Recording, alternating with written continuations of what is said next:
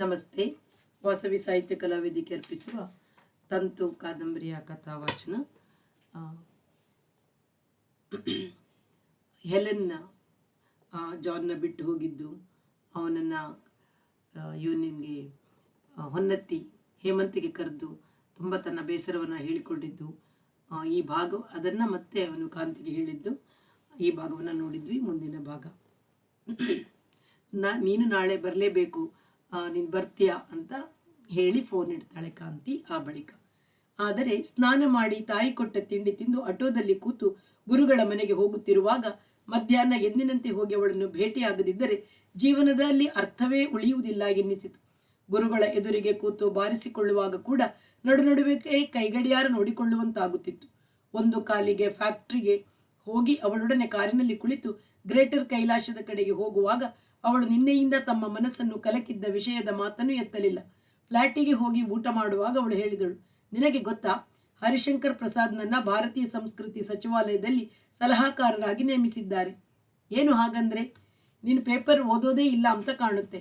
ನಮ್ಮ ರಾಷ್ಟ್ರದ ಸಂಸ್ಕೃತಿ ಸಂಬಂಧ ಪಟ್ಟ ಹಾಗೆ ಸರ್ಕಾರ ನೀತಿ ನಿಯಮಗಳನ್ನು ರೂಪಿಸೋದ್ರಲ್ಲಿ ಸಂಗೀತ, ಸಾಹಿತ್ಯ, ನೃತ್ಯ, ನಾಟಕ, ಚಿತ್ರ ಹೀಗೆ ವಿವಿಧ ಕಲೆಗಳಿಗೆ ಪ್ರೋತ್ಸಾಹ ಕೊಡುವುದರಲ್ಲಿ, ಇವಕ್ಕೆ ಸಂಬಂಧಿಸಿದ ಸಂಘ ಸಂಸ್ಥೆಗಳ ಆಡಳಿತ, ಧನ ಸಹಾಯಗಳಲ್ಲಿ, ನಮ್ಮ ಕಲಾವಿದರ ಕಾರ್ಯಕ್ರಮಗಳನ್ನು ವಿದೇಶಗಳಲ್ಲಿ ಏರ್ಪಡಿಸುವುದರಲ್ಲಿ, ಕಲಾವಿದರ ಆಯ್ಕೆಯಲ್ಲಿ, ಎಲ್ಲದರಲ್ಲೂ ಅವನ ತೀರ್ಮಾನ ಶಿಫಾರಸುಗಳು ತುಂಬಾ ಮಹತ್ವದ್ದಾಗಿರುತ್ತದೆ ಎನ್ನುವಾಗ ಹೇಮಂತ ನಡುವೆ, ವಿಶ್ವವಿದ್ಯಾಲಯದಲ್ಲಿ ಇದ್ದವರನ್ನ ಸರ್ಕಾರ ಹೇಗೆ ಈ ಹುದ್ದೆಗೆ ನೇಮಿಸಿತು ಅಂತ ಕೇಳಿದ. ಅಂಥವರೇ ತಕ್ಕವರಲ್ವೇ ಇಂಥ ಸ್ಥಾನಕ್ಕೆ? ಸಂಗೀತ ತಿಳಿದಿದ್ದಾನೆ, ಅದರ ಮೇಲೆ ಲೇಖನಗಳನ್ನು ಬರೆದಿದ್ದಾನೆ, ಹೀಗೆ ಸಾಹಿತ್ಯ ಓದಿದ್ದಾನೆ, ನೃತ್ಯದ ಪರಿಚಯವಿದೆ, ವಿಶ್ವವಿದ್ಯಾಲಯದಲ್ಲಿ ಭಾರತೀಯ ಸಂಸ್ಕೃತಿಯ ಪ್ರಾಧ್ಯಾಪಕನಾಗಿದ್ದೋನು, ಅವನಿಗಿಂತ ಉತ್ತಮ ಆಯ್ಕೆ ಯಾರಿದ್ದಾರೆ? ಆಡಳಿತಶಾಹಿಯಿಂದ ಯಾವನನ್ನೋ ನೇಮಿಸೋದಕ್ಕಿಂತ ಉತ್ತಮವಲ್ಲವೇ ಇದು? ಹೇಮಂತ ಯೋಚಿಸಿದ. ನಿಜ ಎನ್ನಿಸಿತು. ಕಾಂತಿ ಮುಂದುವರಿಸಿದಳು, ನಾನೊಂದು ಯೋಚನೆ ಮಾಡಿದ್ದೀನಿ. ಇಂತಹ ಮಹತ್ವದ ಸ್ಥಾನಕ್ಕೆ ಆಯ್ಕೆಯಾದುದಕ್ಕೆ ನಾನು ಅವನಿಗೊಂದು ಪಾರ್ಟಿ ಕೊಡಬೇಕು ಅಂತ ನಿರ್ಧರಿಸಿದ್ದೀನಿ. ದಿಲ್ಲಿಯ ಸಾಂಸ್ಕೃತಿಕ ವಲಯದ ಮುಖ್ಯರನ್ನೆಲ್ಲ ಕರೆದು ಅವರ ಸಮ್ಮುಖದಲ್ಲಿ ಹರಿಶಂಕರ ಪ್ರಸಾದನಿಗೆ ಗುಚ್ಛ ಕೊಟ್ಟು ಶಾಲು ಹೊದಿಸಿ ಅವನ ಜ್ಞಾನ ಕಾರ್ಯಕ್ಷಮತೆಗಳನ್ನು ಹೊಗಳಿ ಭರ್ಜರಿ ಪಾನೀಯ ಊಟ ಹಾಕಿಸಿ ಫೋಟೋ ತೆಗೆದು ಪ್ರೆಸ್ಸಿಗೆ ಕೊಟ್ಟು ಪ್ರಚಾರ ಮಾಡ್ತೀನಿ. ಅದರಿಂದ ಅವನಲ್ಲಿ ನನ್ನ ಬಗೆಗೆ ಕೃತಜ್ಞತೆ ಬೆಳೆಯುತ್ತೆ. ಅವನು ನನ್ನ ಮಾತು ಕೇಳ್ತಾನೆ. ಈಗ ಹಾಗೂ ಪರಿಚಯ ಇದ್ದೇ ಇದೆ, ಅದನ್ನು ಸ್ನೇಹವಾಗಿ ಬೆಳೆಸ್ತೀನಿ. ಯಾಕೆ ಗೊತ್ತಾ? ಅವನ ಸ್ಥಾನ ಪ್ರಭಾವ ಬಳಸಿ ಒಂದು ದೊಡ್ಡ ಸಭೆ ಏರ್ಪಡಿಸಿ, ನಿನ್ನ ಪ್ರಥಮ ಕಚೇರಿ ಏರ್ಪಡಿಸಿ, ಎಲ್ಲ ಪತ್ರಿಕೆಗಳ ಸಂಗೀತ ವಿಮರ್ಶಕರನ್ನ ಕರೆಸಿ ಒಳ್ಳೆಯ ವಿಮರ್ಶೆ ಪ್ರಚಾರ ಬರೋ ಹಾಗೆ ಮಾಡಿಸ್ತೀನಿ.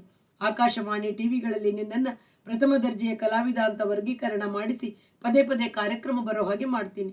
ಕಂಪನಿಗಳಿಗೆ ಹೇಳಿಸಿ ನಿನ್ನ ರೆಕಾರ್ಡ್ ಕ್ಯಾಸೆಟ್ಗಳು ಭಾರತದ ಒಳಗೆ ಹೊರಗೆ ಎಲ್ಲ ಕಡೆಯೂ ಬಿಕರಿಯಾಗುವ ಹಾಗೆ ಮಾಡಿಸ್ತೀನಿ.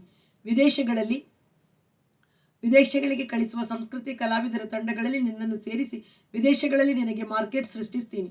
ಅದನ್ನು ಈ ದೇಶದಲ್ಲಿ ನಮಗೆ ಲಭ್ಯವಾಗುವ ಎಲ್ಲ ಸಾಧನೆಗಳಲ್ಲಿಯೂ ಪ್ರಚಾರ ಮಾಡಿ ನಿನ್ನ ಅಂತಸ್ತನ್ನು ಒಂದಿಷ್ಟು ಏರಿಸ್ತೀನಿ. ಇಷ್ಟೆಲ್ಲವನ್ನು 1 ವರ್ಷದಲ್ಲಿ ಸಾಧಿಸಿ, ಇವತ್ತಿಗೆ 1 ವರ್ಷ ಅಂದರೆ ಇವತ್ತಿನ ತಾರೀಕು ತಿಂಗಳು ಗುರುತು ಹಾಕಿಟ್ಟುಕು. 1 ವರ್ಷದೊಳಗೆ ನಿನಗೆ ಎಲ್ಲೆಲ್ಲಿಯೂ ಆಮಂತ್ರಣ ಬರುತ್ತಿರಬೇಕು. ಕಚೇರಿಗಳಲ್ಲಿ ರವಿಶಂಕರ್, ಆಲಿ ಅಕ್ಬರ್ ಇವರುಗಳಿಗೆ ಹತ್ತಿರದ ಸಂಭಾವನೆ ಬರಬೇಕು. ಇಷ್ಟನ್ನು ಮಾಡ್ತೀನಿ, ನೀನು ಸ್ವಲ್ಪ ನಾನು ಹೇಳಿದ ಹಾಗೆ ಕೇಳು. ಹೇಮಂತನ ಮನಸ್ಸು ತಾನು MBA ಓದಿದ್ದ ಮತ್ತು ಬೆಂಗಳೂರಿನಲ್ಲಿ ರೆಸಿಡೆಂಟ್ ಮ್ಯಾನೇಜರ್ ಆಗಿದ್ದಾಗ ಮಾಡುತ್ತಿದ್ದ ವಿಧಾನಗಳನ್ನು ನೆನಪಿಸಿಕೊಂಡಿತು. ಒಂದು ಹೊಸ ಪದಾರ್ಥವನ್ನು ಉತ್ಪಾದಿಸಿದಾಗ ಅದನ್ನು ಒಂದೇ ವಾರದಲ್ಲಿ ರಾಷ್ಟ್ರವ್ಯಾಪಿ ಮಾರಾಟದಲ್ಲಿ ತೊಡಗಿಸುವ ವಿಧಾನಗಳು ಮಾತ್ರವಲ್ಲ, ಅದಕ್ಕೆ ಬೇಕಾದ ಸಹಕಾರಿ ಅಂಶಗಳ ಬಗೆಗೂ ಮಾರುಕಟ್ಟೆಯ ಪರಿಣತರು ಬರೆದ ಗ್ರಂಥ ಲೇಖನಗಳಲ್ಲಿ ಓದಿದ್ದ ಸಮಗ್ರ ತಂತ್ರಗಳ ನೆನಪಾಯಿತು. ಅಮೆರಿಕದ ಪರಿಣತ ರಸ್ಕ್ IIMನಲ್ಲಿ ಆ ಬಗೆಗೆ ಒಂದು ಸಮಗ್ರ ವಿಶೇಷ ಉಪನ್ಯಾಸ ಮಾಡಿದ್ದರು.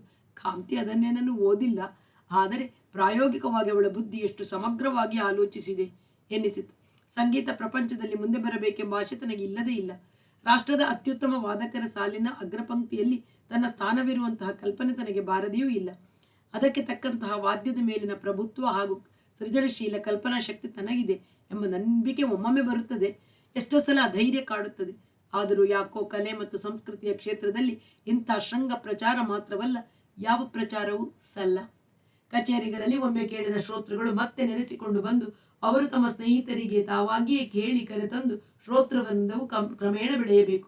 ಇದನ್ನು ಬಿಟ್ಟು ಬೇರೆ ಮಾಧ್ಯಮಗಳಿಂದ ಹೆಸರು ಹರಡುವುದು ಶುದ್ಧ ಕಲಾಭಿರುಚಿಗೆ ಮಾರಕ ಎಂದು ಆಲೋಚಿಸಿದ್ದ. ಈಗ ಅದನ್ನೇ ಕಾಂತಿಗೆ ಹೇಳಿದ. ಹಿಂದೆಯೂ 1-2 ಸಂದರ್ಭದಲ್ಲಿ ಹೇಳಿದ್ದೀನಿ, ಈಗ ನನ್ನ ಸಂದರ್ಭದಲ್ಲಿಯೂ ಹೇಳ್ತಿದ್ದೀನಿ,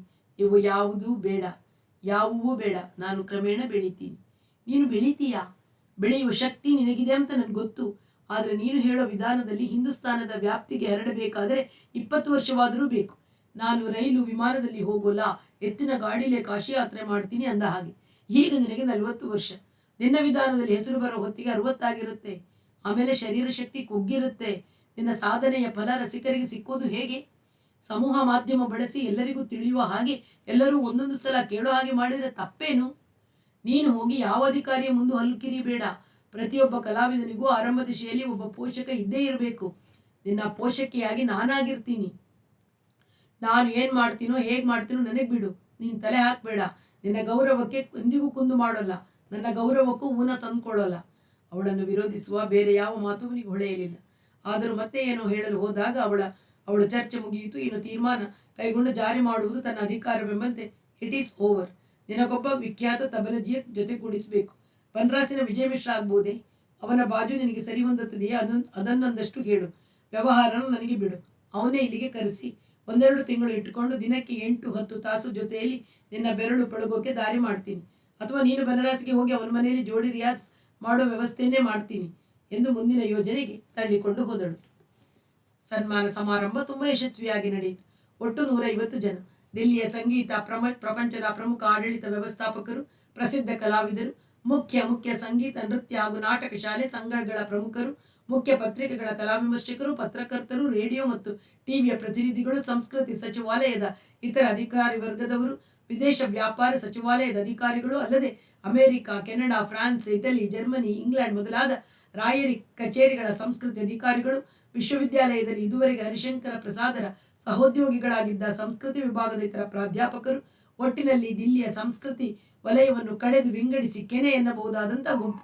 ಎಷ್ಟೋ ಜನ ತಮ್ಮ ತಮ್ಮ ಹೆಂಡತಿಯರೊಂದಿಗೆ ಬಂದಿದ್ದರು. 150 ಜನ ಬೂಟುಗಾಲಿನಲ್ಲಿ ಓಡಾಡುತ್ತಿದ್ದರು. ಸಿತಾರಿನ ಮಂದ್ರ ಮಾಧ್ಯಮವು ಸ್ಪಷ್ಟವಾಗಿ ಕೇಳಬಹುದಾದಂತೆ ಗೋಡೆಯಂಚಿನಿಂದ ಗೋಡೆಯಂಚಿನವರೆಗೆ ಹಾಸಿದ್ದ ಮೃದು ರತ್ನಗಂಬಳಿಯ ಹಜಾರ. ತಾನು ಹಿಂದೆ ಬಹೇಲನ ಜೊತೆಗೆ ಬಂದಿದ್ದು ತನ್ನೊಳಗೆ ಹೆಮ್ಮೆಯನ್ನು ಗಾಯಗೊಳಿಸಿಕೊಂಡಿದ್ದ ರೋಸ್ ಪೇಂಟ್ ಪಂಚತಾರ ಹೋಟೆಲ್ನಲ್ಲಿಯೇ ಕಾಂತಿ ಈ ಪಾರ್ಟಿಯನ್ನು ಏರ್ಪಡಿಸಿದ್ದಳು. ಬೇರೆ ಹೋಟೆಲ್ಗಳು ದಿಲ್ಲಿಯಲ್ಲಿ ಕಡಿಮೆ ಎಂದಲ್ಲ, ರೋಸ್ ಪೇಂಟ್ ಆದ ಕಡೆ ಅಕಸ್ಮಾತ್ ಯಾವಾಗ ಹೋದರೂ ಅವಳ ಒಳಮನಸ್ಸು ಚುಚ್ಚುತ್ತಿತ್ತು. ಅದನ್ನು ಹೋಗಲಾಡಿಸಿಕೊಳ್ಳುವ ಒಂದು ವಿಧಾನವನ್ನು ಅವಳೇ ಯೋಚಿಸಿಕೊಂಡಿದ್ದಳು. ಇದೇ ಸಂದರ್ಭದಲ್ಲಿ ಶೀತಲ್ ತನ್ನ ಒಂದು ಅನುಭವವನ್ನು ಹೇಳಿದಳು. ಅವಳ ಮೊಟ್ಟ ಮೊದಲ ವಿದೇಶಕ್ಕೆ ಅಂದರೆ ಲಂಡನ್ನಿಗೆ ಹೋದಾಗ ಬೀಫ್ಗೂ ಮಟನ್ಗೂ ವ್ಯತ್ಯಾಸ ತಿಳಿದಿರಲಿರುವಂತೆ. ಹುಟ್ಟಿನಿಂದ ಬನಿಯಾಳಾದ ಅವಳು ಶುದ್ಧ ಶಾಕಾಹಾರಿ. ಇಲ್ಲಿಗೆ ಬಂದು ಇಂಡಿಯನ್ ಹೋಟೆಲ್ನಲ್ಲಿ ಕಿಚಡಿ, ತಂದೂರಿ ರೊಟ್ಟಿಗಳನ್ನು ತಿನ್ನುವುದರಲ್ಲಿ ಖುಷಿ ಎಂದು ಒಂದು ಇಂಗ್ಲಿಷ್ ರೆಸ್ಟೋರಾದಲ್ಲಿ ಬೀಫ್ ತಿನ್ನುವುದರಲ್ಲಿ ಏನು ಖುಷಿ ಎಂದು ಒಂದು ಇಂಗ್ಲಿಷ್ ರೆಸ್ಟೋರಾದಲ್ಲಿ ಬೀಫ್ ಸ್ಯಾಂಡ್ವಿಚ್ ತಿಂದಳಂತೆ. ಆಮೇಲೆ ಮನಸ್ಸಿನೊಳಗೆ ಅನುಮಾನ ಶುರುವಾಗಿ ಬೀಫ್ ಶಬ್ದದ ಅರ್ಥವನ್ನು ಕೇಳಿದಾಗ ರೆಸ್ಟೋರೆಂಟ್ದವನು ಹಸು ಅಥವಾ ಹೋರಿಯ ಮಾಂಸ ಎಂದನಂತೆ. ಬರೀ ಮಾಂಸಕ್ಕೆ ಸಿದ್ಧವಾಗಿದ್ದ ಮನಸ್ಸಿಗೆ ಗೋಮಾಂಸವನ್ನು ಹೊಟ್ಟೆಯೊಳಗೆ ತಂದುಕೊಳ್ಳುವುದು ಕಷ್ಟವಾಗಿ ಒಳಗೆಲ್ಲ ಸಂಕಟ ತೊಳಸು ಆರಂಭವಾಯಿತು. ತನ್ನ ಕೋಣೆಗೆ ಹೋಗಿ ಗಂಟಲಿಗೆ ಬೆರಳು ಹಾಕಿ ಮಾಡಿಕೊಳ್ಳೋ ಮನಸ್ಸಾಯಿತು. ಆದರೆ ತಿಳಿಯದೆಯೇ ಸಾಧಿಸಿದ ಒಂದು ಮೆಟ್ಟಲು ಏನನ್ನು ಈಗ ಏಕೆ ಪ್ರಯತ್ನಪೂರ್ವಕವಾಗಿ ಕೆಳಗಿಳಿಯಬೇಕು ಎಂದು ಬುದ್ಧಿ ಕೇಳತೊಡಗಿತು. ಹೀಗೆ 3 ದಿನ ಒಳಗೆ ಮಲ ಅನುಭವಿಸಿದ ಮೇಲೆ ಇವತ್ತು ಪ್ರಜ್ಞಾಪೂರ್ವಕವಾಗಿ ಹೋಗಿ ಮತ್ತೆ ಗೋಮಾಂಸ ತಿಂತೀನಿ, ನಾಳೆಯೂ ತಿಂತೀನಿ, ನಾಡದು ತಿಂತೀನಿ ಎಂದು ತೀರ್ಮಾನಿಸಿ ಹೋಗಿ ತಿಂದಳಂತೆ. ಮೊದಲ ಗುಕ್ಕು ಕಷ್ಟವಾಯಿತು, 2ನೇ ಗುಕ್ಕು ಸಹನೀಯವಾಯಿತು. ಮೊದಲ ದಿನ ತಡೆಯಿತು, 2ನೇ ದಿನ ತುಸು ಹಿತ ಕಾಣಿಸಿತು. ಹಳೆಯ ಸಂಸ್ಕಾರಗಳಲ್ಲಿ ಇಷ್ಟೇ ಶಕ್ತಿ. ಪ್ರಯತ್ನಪೂರ್ವಕವಾಗಿ 2-3 ಸಲ ಮಾಡಿದರೆ ಕರಗಿ ಹೋಗುತ್ತದೆ. ಈಗ ನನಗೆ ಬೀಫ್ನಷ್ಟು ರುಚಿಯಾದ ತಿನಿಸು ಬೇರೆ ಯಾವುದೂ ಇಲ್ಲ, ಚಿಕನ್ ಕೂಡ ಅಲ್ಲ ಎಂದಿದ್ದಳು. ಕಾಂತಿ ಇದೇ ತರ್ಕವನ್ನು ಅನ್ವಯಿಸಿ ಈ ಪಾರ್ಟಿಯನ್ನು ರೋಸ್ಪೆಂಟಾದಲ್ಲಿ ಏರ್ಪಡಿಸಿದ್ದಳು. ಮಾತ್ರವಲ್ಲ, ಬಹೇಲನನ್ನು ಆಹ್ವಾನಿಸಿದಳು. ನೋಡು, ನಮ್ಮ ಮಿನಿಸ್ಟ್ರಿಯ ಇತರ ಅಧಿಕಾರಿಗಳನ್ನು ಕರೆದು ಅವನನ್ನು ಬಿಟ್ಟರೆ ಪರಿಣಾಮ ಏನಾಗುತ್ತದೆ ನೀನೇ ಯೋಚಿಸು ಎಂದು ಶೀತಲ್ ಜ್ಞಾಪಿಸಿದ್ದಳು. ತಾನೇ ಮುಂದೆ ಹೋಗಿ ಅವನ ಕೈ ಕುಲುಕಿ, ನೀವು ಕಷ್ಟಪಟ್ಟು ಬಿಡುವು ಸಾಧಿಸಿ ಬರದಿದ್ದರೆ ಈ ಪಾರ್ಟಿ ಎಷ್ಟು ಅಪೂರ್ಣವಾಗುತ್ತಿತ್ತು ಎಂದು ನಾನು ಬಿಡಿಸಿ ಹೇಳಬೇಕಾಗಿಲ್ಲ ಎಂದು ಸ್ವಾಗತಿಸಿ ಮುಖ್ಯ ಅತಿಥಿ ಹರಿಶಂಕರ ಪ್ರಸಾದರಲ್ಲಿಗೆ ಕರೆದೊಯ್ದು ಪರಿಚಯ ಮಾಡಿಸಿದಳು. ಅನಂತರ ಅವಳ ಆಂತರಿಕ ಧೈರ್ಯವು ತನ್ನ ಸಹಜ ಮಟ್ಟವನ್ನು ಕಂಡುಕೊಂಡಿತು. ಆದರೆ ಬಹೇಲ್ ತನಗೂ ಅವಳಿಗೂ ಏನೂ ನಡೆದಿಲ್ಲ ಎಂಬಂತೆ hello, how do you do ಎಂದು ಆತ್ಮವಿಶ್ವಾಸದ ಮುಗುಳ್ನಗೆಯಿಂದ ಕೈ ಕುಲುಕಿ ಅವಳ ಜೊತೆ ನಡೆದು ಹರಿಶಂಕರ್ ಪ್ರಸಾದರನ್ನು ಅಷ್ಟೇ ಆತ್ಮವಿಶ್ವಾಸದಿಂದ ಕೈ ಕುಲುಕಿದಾಗ ಅವಳಿಗೆ ಅವನ ಮೇಲಣ ತಿರಸ್ಕಾರ ಒಳಗೆ ಮರುಕಳಿಸಿತು. ಹೇಮಂತ ಈ ಕಾರ್ಯಕ್ರಮದಲ್ಲಿ ಸ್ವಲ್ಪವೂ ಮುಂದೆ ಕಾಣಿಸಿಕೊಳ್ಳಬಾರದೆಂದು ಅವಳು ಮೊದಲೇ ನಿಶ್ಚಯಿಸಿದ್ದಳು.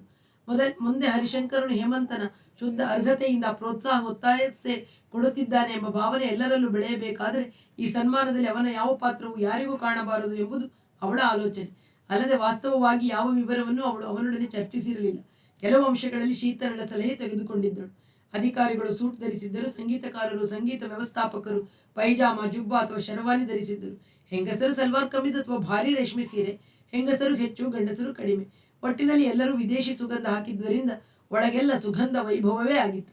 ತಲೆಯ ಮೇಲೆ ಹೊಳೆಯುತ್ತಾ ತೂಗುವ ಶ್ಯಾಂಡಿಲಿಯರ್, ಗೋಡೆಗಳ ಮೇಲೆ ಬಿಡಿಸಿದ್ದ ಆಕೃತಿ ವಿನ್ಯಾಸಗಳು, ನಡೆದರೆ ಸ್ಪ್ರಿಂಗ್ನಂತೆ ತೂಗಿಸುವ ರತ್ನಗಂಬಳಿಗಳಲ್ಲಿ ಸುಗಂಧ ವೈಭವವು ಮೇಳವಿಸಿತ್ತು. ಶರವಾನಿ ಜುಬ್ಬಗಳಲ್ಲಿದ್ದ ಹರಿಶಂಕರ್ನ ಗಡ್ಡ ಎಂದಿನಂತೆ ಒಂದೇ ಹದದಲ್ಲಿ ಕಪ್ಪು ಬಿಳುಪುಗಳ ಮಿಶ್ರಣವಾಗಿತ್ತು. ಏರ್ ಇಂಡಿಯಾ ಶೈಲಿಯಲ್ಲಿ ಮೈಸೂರು ಸಿಲ್ಕ್ ಸೀರೆಯನ್ನುಟ್ಟು ಲಾವಣ್ಯದ ನಡಗೆಯಲ್ಲಿ ಅವನ ಸುತ್ತಮುತ್ತ ಚಲಿಸುತ್ತಿದ್ದ ಹೆಲೆನ್ ವಿಶೇಷ ಕಳೆಯಿಂದ ಬೀಗುತ್ತಿದ್ದಳು.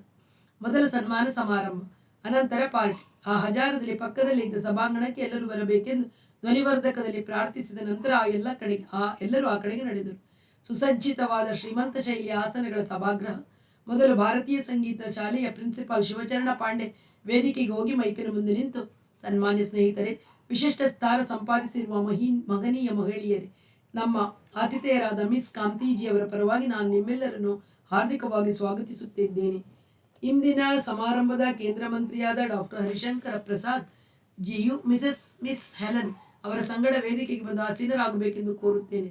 ಹಾಗೆ ಇಂದಿನ ಅಭಿನಂದನಾ ಭಾಷಣ ಮಾಡುವ ಇಂಡಿಯನ್ ಪರ್ಫಾರ್ಮಿಂಗ್ ಆರ್ಟ್ ಸೆಂಟರ್ನ ನಿರ್ದೇಶಕರಾದ ಕಲಾಭೂಷಣ ಸೋಹನ್ ಲಾಲ್ ಜಿ ಮತ್ತು ಚಿತ್ರಕಲಾ ಶಾಲೆಯ ಪ್ರಧಾನಾಚಾರ್ಯ ಕಾಳಿಪ್ರಸಾದ್ ಭಟ್ಟಾಚಾರ್ಯ ಜಿ ಅವರು ದಯಮಾಡಿಸಬೇಕೆಂದು ಪ್ರಾರ್ಥಿಸುತ್ತೇನೆ ಎಂದು ತಕ್ಷಣ ಸಭಿಕರೆಲ್ಲ ಮಾಡತೊಡಗಿದ ಕರಾತಾಡನದ ತಾಳದಲ್ಲಿ ನಾಲ್ವರು ವೇದಿಕೆಯನ್ನು ಹತ್ತಿದ್ದರು. ನಡುವೆ ಡಾಕ್ಟರ್ ಹರಿಶಂಕರ್ ಪ್ರಸಾದ್ ಬಲಬದಿಗೆ ಹೆಲೆನ್, ಪಕ್ಕದಲ್ಲಿ ಸೋಹನ್ ಲಾಲ್ ಮತ್ತು ಹರಿಶಂಕರ್ ಬದಿಗೆ ಭಟ್ಟಾಚಾರ್ಜಿ ಅವರು ಕುಳಿತರು. ಶಿವಶರಣ್ ಪಾಂಡೆ ಸ್ವಾಗತ ಭಾಷಣವನ್ನು ಮುಂದುವರಿಸಿದರು. ವೇದಿಕೆಯಲ್ಲಿ ಆಸೀನರಾಗಿರುವ ಅದ್ವಿತೀಯ ಸಾಧನೆಯ ಮಹನೀಯರೇ, ಅಷ್ಟೇ ಹಿರಿಮೆಯ ಸದಾಸದರೇ, ನಿಮಗೆಲ್ಲರಿಗೂ ಸ್ವಾಗತಿಸುತ್ತಾ ಈ ಸಂಜೆಯ ಕಾರ್ಯಕ್ರಮದ ಬಗೆಗೆ 2 ಮಾತುಗಳನ್ನು ಹೇಳಬಯಸುತ್ತೇನೆ. ಡಾಕ್ಟರ್ ಹರಿಶಂಕರ್ ಪ್ರಸಾದ್ರಂಥ ಅದ್ವಿತೀಯ ವಿದ್ವಾಂಸಗಳು, ಮೇಧಾವಿಗಳು ಈ ಸ್ಥಾನವನ್ನು ಅಲಂಕರಿಸುವುದು ಭಾರತೀಯ ಸಂಸ್ಕೃತಿಯ ಜಗತ್ತಿನ ಒಂದು ಮಹತ್ವದ ಘಟನೆ.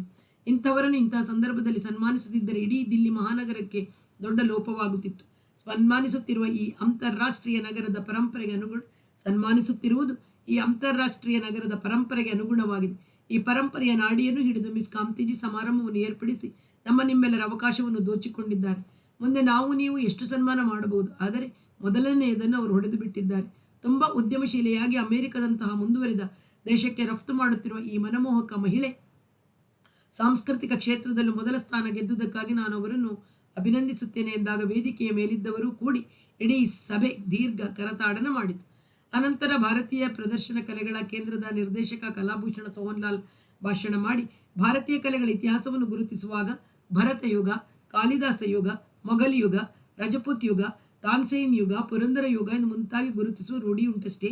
ಅದೇ ರೀತಿ ಇನ್ನು ಮುಂದೆ ಒಂದು ಶತಮಾನವನ್ನಾದರೂ ಹರಿಶಂಕರ ಯುಗ ಎಂದು ಭವಿಷ್ಯದ ಇತಿಹಾಸಕಾರರು ಗುರುತಿಸುವುದರಲ್ಲಿ ತನಗೆ ಯಾವ ಸಂಶಯವೂ ಇಲ್ಲವೆಂದು ಘೋಷಿಸಿದಾಗ ಇಡೀ ಸಭೆಯು ಆ ಪಂಚತಾರ ಹೋಟೆಲ್ನ ಕಟ್ಟಡವೇ ಆಕಾಶದಲ್ಲಿ ಹಾರಿ ತೇಲುವಂತೆ ಕರತಾಡನ ಮಾಡಿತು.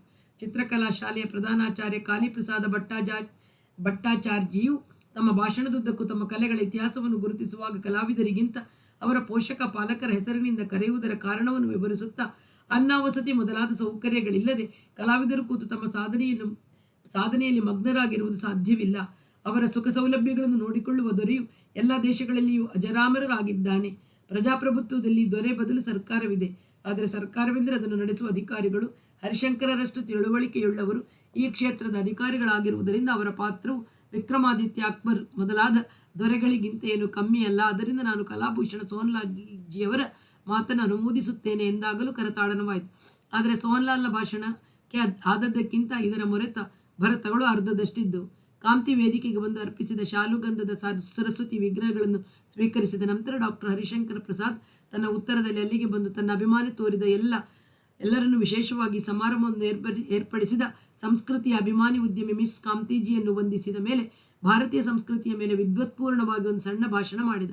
ಅವನು ಪರಿಣಾಮಕಾರಿಯಾದ ವಾಗ್ಮಿ ಎಂದು ಎಲ್ಲರೂ ತಲೆದೂಗಿದರು. ಕಾಂತಿ ಮೈಕಿನ ಮುಂದೆ ಬಂದು ಈ ಸಮಾರಂಭಕ್ಕೆ ಸಮ್ಮತಿಸಿ ಬಂದ ಹರಿಶಂಕರ್ ಪ್ರಸಾದ್ ಮತ್ತು ಅವನ ಜೀವನ ಸ್ಫೂರ್ತಿ ಹೆಲೆನ್ ಇಬ್ಬರಿಗೂ ವಂದಿಸಿ ಭಾಷಣ ಮಾಡಿದ ಕಲಾಧುರೀಣರಿಗೆ ಕೃತಜ್ಞತೆ ಹೇಳಿ, ಎಲ್ಲರೂ ದಯಮಾಡಿ ಈಗ ಪಾರ್ಟಿ ಹಾಲಿಗೆ ಬಂದು ಪರಸ್ಪರ ಪರಿಚಯ ಸ್ನೇಹಗಳನ್ನು ವರ್ಧಿಸಿಕೊಳ್ಳಬೇಕು ಎಂದು ಕೇಳಿಕೊಂಡಳು.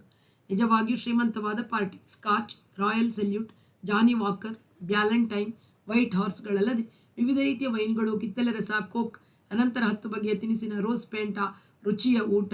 ಗಂಡು ಹೆಣ್ಣು ಅತಿ ಆದಿಯಾಗಿ ಸಮೃದ್ಧವಾಗಿ ತಿಂದರು. 2ನೇ ದಿನ ದಿಲ್ಲಿಯ ಎಲ್ಲ ವೃತ್ತಪತ್ರಿಕೆಗಳಲ್ಲಿ ಸನ್ಮಾನದ ಸಮಾರಂಭದ ವರದಿ. ಉದ್ಯಮಿ ಮಿಸ್ ಕಾಮ್ತಿಜಿ ಡಾಕ್ಟರ್ ಹರಿಶಂಕರ್ ಪ್ರಸಾದಿಗೆ ಶಾಲು ವಿಗ್ರಹಗಳನ್ನು ಅರ್ಪಿಸುತ್ತಿರುವ ಚಿತ್ರಗಳು ಬಂದವು. ಒಂದೇ ದಿನದಲ್ಲಿ ಕಾಮ್ತಿ ದಿಲ್ಲಿಯಲ್ಲಿ ಒಬ್ಬ ಪ್ರತಿಷ್ಠಿತ ಮಹಿಳೆಯಾಗಿ ಬಿಟ್ಟಳು. ಯಾರು ಈ ಕಾಮ್ತಿ ಎಂದು ಉಚ್ಚ ವರ್ಗದ ಮಹಿಳೆಯರು ತಮ್ಮೊಳಗೆ ಕೇಳಿಕೊಳ್ಳತೊಡಗಿದರು. ಕಾಮ್ತಿ, ನಾವಿಬ್ಬರು ಪಾಲುದಾರರಾಗಿ ಉದ್ಯಮ ನಡೆಸುತ್ತಿದ್ದೀವಿ. ಆ ಪಾರ್ಟಿಯನ್ನು ನೀನೊಬ್ಬಳೇ ಯಾಕೆ ಮಾಡಿದೆ? ನಾನೇನು ಅದರ ಖರ್ಚಿ ಅರ್ಧ ಕೊಡಲ್ಲ ಅನ್ನುತ್ತಿದ್ದೇನೆ. ಶೀತಲ್ ಕೂಡ ಕೇಳಿದಳು, ಕಾಮ್ತಿಯೊಬ್ಬಳಿಗೆ ಬಂದ ಪ್ರಸಿದ್ಧಿಯನ್ನು ಕಂಡು. ಅದರ ಅರ್ಥ ಕಾಂತಿಗೆ ಆಗದಿರಲಿಲ್ಲ. ಸಂಗೀತ ಕ್ಷೇತ್ರಕ್ಕೆ ಸಂಬಂಧಿಸಿ ನಾನು ಮಾಡಿದ್ದು. ನಿನಗೆ ಅದರಲ್ಲಿ ರುಚಿ ಇಲ್ಲ ಅಂತ ಗೊತ್ತಿರುವಾಗ ನೀನು ಅರ್ಧ ಖರ್ಚು ಕೊಡು ಅಂತ ಕೇಳೋದು ಯಾವ ನ್ಯಾಯ? ಶೀತಳನಿಗೆ ಉತ್ತರ ಹೊಳೆಯಲಿಲ್ಲ. ತನ್ನ ಗೆಳತಿ ಇನ್ನು ಮುಂದೆ ಕಲೆಗೆ ಸಂಬಂಧಿಸಿದ ಸಮಿತಿಗಳಲ್ಲಿ ಸದಸ್ಯಳಾಗುತ್ತಾಳೆ ಎಂಬ ಊಹೆಯಿಂದ ಆ ಮಟ್ಟಿಗೆ ಅವಳು ತನ್ನಿಂದ ದೂರವಾಗುತ್ತಾಳೆ ಎಂದು ಅರಿವಾಗಿ ಖಿನ್ನಳಾದಳು. ಮೌನವಾಗಿ ಹಿಂಬದಿಯಲ್ಲೇ ಇದ್ದ ಹೇಮಂತನ ಮನಸ್ಸು ಇಡೀ ಸಮಾರಂಭದಲ್ಲಿ 2 ಅಂಶಗಳು ತಟ್ಟಿದವು. ಅಲ್ಲಿಗೆ ಬಂದಿದ್ದ 150 ಜನರು ಹೆಲೆನ್ ಮತ್ತು ಹರಿಶಂಕರರ ಸಂಬಂಧವನ್ನು ಸಹಜವೆಂಬಂತೆ ಒಪ್ಪಿಕೊಂಡಿದ್ದರು. ಅವನಿಗೆ ಮದುವೆಯಾಗಿದೆ, ಹೆಂಡತಿ ಮಕ್ಕಳನ್ನು ಬಿಟ್ಟಿದ್ದಾನೆ ಎಂಬ ಸಂಗತಿ ಎಷ್ಟೋ ಜನಕ್ಕೆ ಗೊತ್ತಿದೆಯೋ ಇಲ್ಲವೋ. ಸ್ವಾಗತ ಮತ್ತು ಅಭಿನಂದನಾ ಭಾಷಣಗಳನ್ನು ಮಾಡಿದ ಪ್ರಮುಖರಿಗೆ ಗೊತ್ತಿರಲೇಬೇಕು. ವದಂತಿ ಗುಲ್ಲುಗಳು ಹುಟ್ಟುವ ಜಾಗವೆಂದರೆ ದಿಲ್ಲಿ. ಯಾವ ಬೀಜವೂ ಇಲ್ಲದೆ ಕಥೆಗಳನ್ನು ಚಿಗುರಿಸುವುದೇ ಇಲ್ಲಿಯ ದಿವಾನ್ನ ಕಾನೆಗಳ ವಿಶೇಷ. ಅಂಥದ್ರಲ್ಲಿ ಹೆಂಡತಿ ಮಕ್ಕಳನ್ನು ಬಿಟ್ಟಿರುವ ವಾಸ್ತವಾಂಶವೇ ಇರುವಾಗ, ವಿಶ್ವವಿದ್ಯಾಲಯದಲ್ಲಿ ಅವನು ಕೆಲಸ ಮಾಡುತ್ತಿದ್ದ ವಿಭಾಗದ ಜನಗಳೇ ಇಲ್ಲಿ ಆಮಂತ್ರಿತರಾಗಿ ಬಂದಿರುವಾಗ ಜನಗಳಿಗೆ ತಿಳಿಯದೇ ಇರುತ್ತದೆಯೇ? ಸಭೆಯ ನಂತರ ದೀರ್ಘವಾಗಿ ನಡೆದ ಪಾನ ಮತ್ತು ಅಷ್ಟೇ ದೀರ್ಘವಾಗಿ ನಡೆದ ಭೋಜನ ಕೂಟದಲ್ಲಿ ಪ್ರತಿಯೊಬ್ಬರೂ ಕೈಯಲ್ಲಿ ಲೋಟ ಅಥವಾ ತಟ್ಟೆಗಳನ್ನು ಹಿಡಿದು ಮಾತಿನ ಜೊತೆಯವರನ್ನು ಜಾಗಗಳನ್ನು ಬದಲಿಸುತ್ತಾ ಆಡುವ ಮಾತುಗಳಲ್ಲಿ ಈ ಸಂಗತಿ ಪ್ರಸಾರವಾಗದೇ ಇತ್ತೆ ಎಂದುಕೊಳ್ಳುವಾಗ ಪರಂಪರೆಯ ಭಾರತೀಯ ಊಟದ ಶೈಲಿಗೂ ಈ ಆಧುನಿಕ ಬುಫೆಗೂ ಇರುವ ವ್ಯತ್ಯಾಸ ಒಂದು ಉಪಮೆಯಾಗಿ ಹೊಳೆಯಿತು. ಸನಾತನ ವಿವಾಹದಂತೆ ಪರಂಪರೆಯ ಭೋಜನಕೂಟದಲ್ಲಿ ಪ್ರತಿಯೊಬ್ಬನ ಎಡಬಲದವರು ಆರಂಭದಲ್ಲಿ ನಿಶ್ಚಯವಾಗಿ ಬಿಡುತ್ತಾರೆ. ಊಟ ಮುಗಿಯುವ ತನಕ ಬದಲಾವಣೆ ಇಲ್ಲ. ಬುಫೆಯಲ್ಲಾದರೆ ತಿನ್ನುತ್ತಾ ಪ್ರತಿಯೊಬ್ಬರನ್ನು ಸಂಗಡಿಗರನ್ನು ಬದಲಿಸುತ್ತಾ ಚಲಿಸುತ್ತಾ ಕೊನೆಗೆ ಪ್ರತಿಯೊಬ್ಬರು ಉಳಿದವರೆಲ್ಲರೊಡನೆ ಎಲ್ಲರೊಡನೆ ಎಲ್ಲ ಗುಂಪಿನೊಡನೆ ತುಸು ಸಂಭಾಷಿಸುತ್ತಾ ಕೊನೆಯನ್ನು ಮುಟ್ಟಬಹುದು. ಪಾರ್ಟಿ ಎಂದರೆ ಅದೇ. ಈ ಉಪಮೆಯು ಸಂಸ್ಕೃತಿಯ ವಿಷಯದಲ್ಲಿ ಅವನ ಅರಿವನ್ನು ಆಳಗೊಳಿಸಿದಂತಾಯಿತು.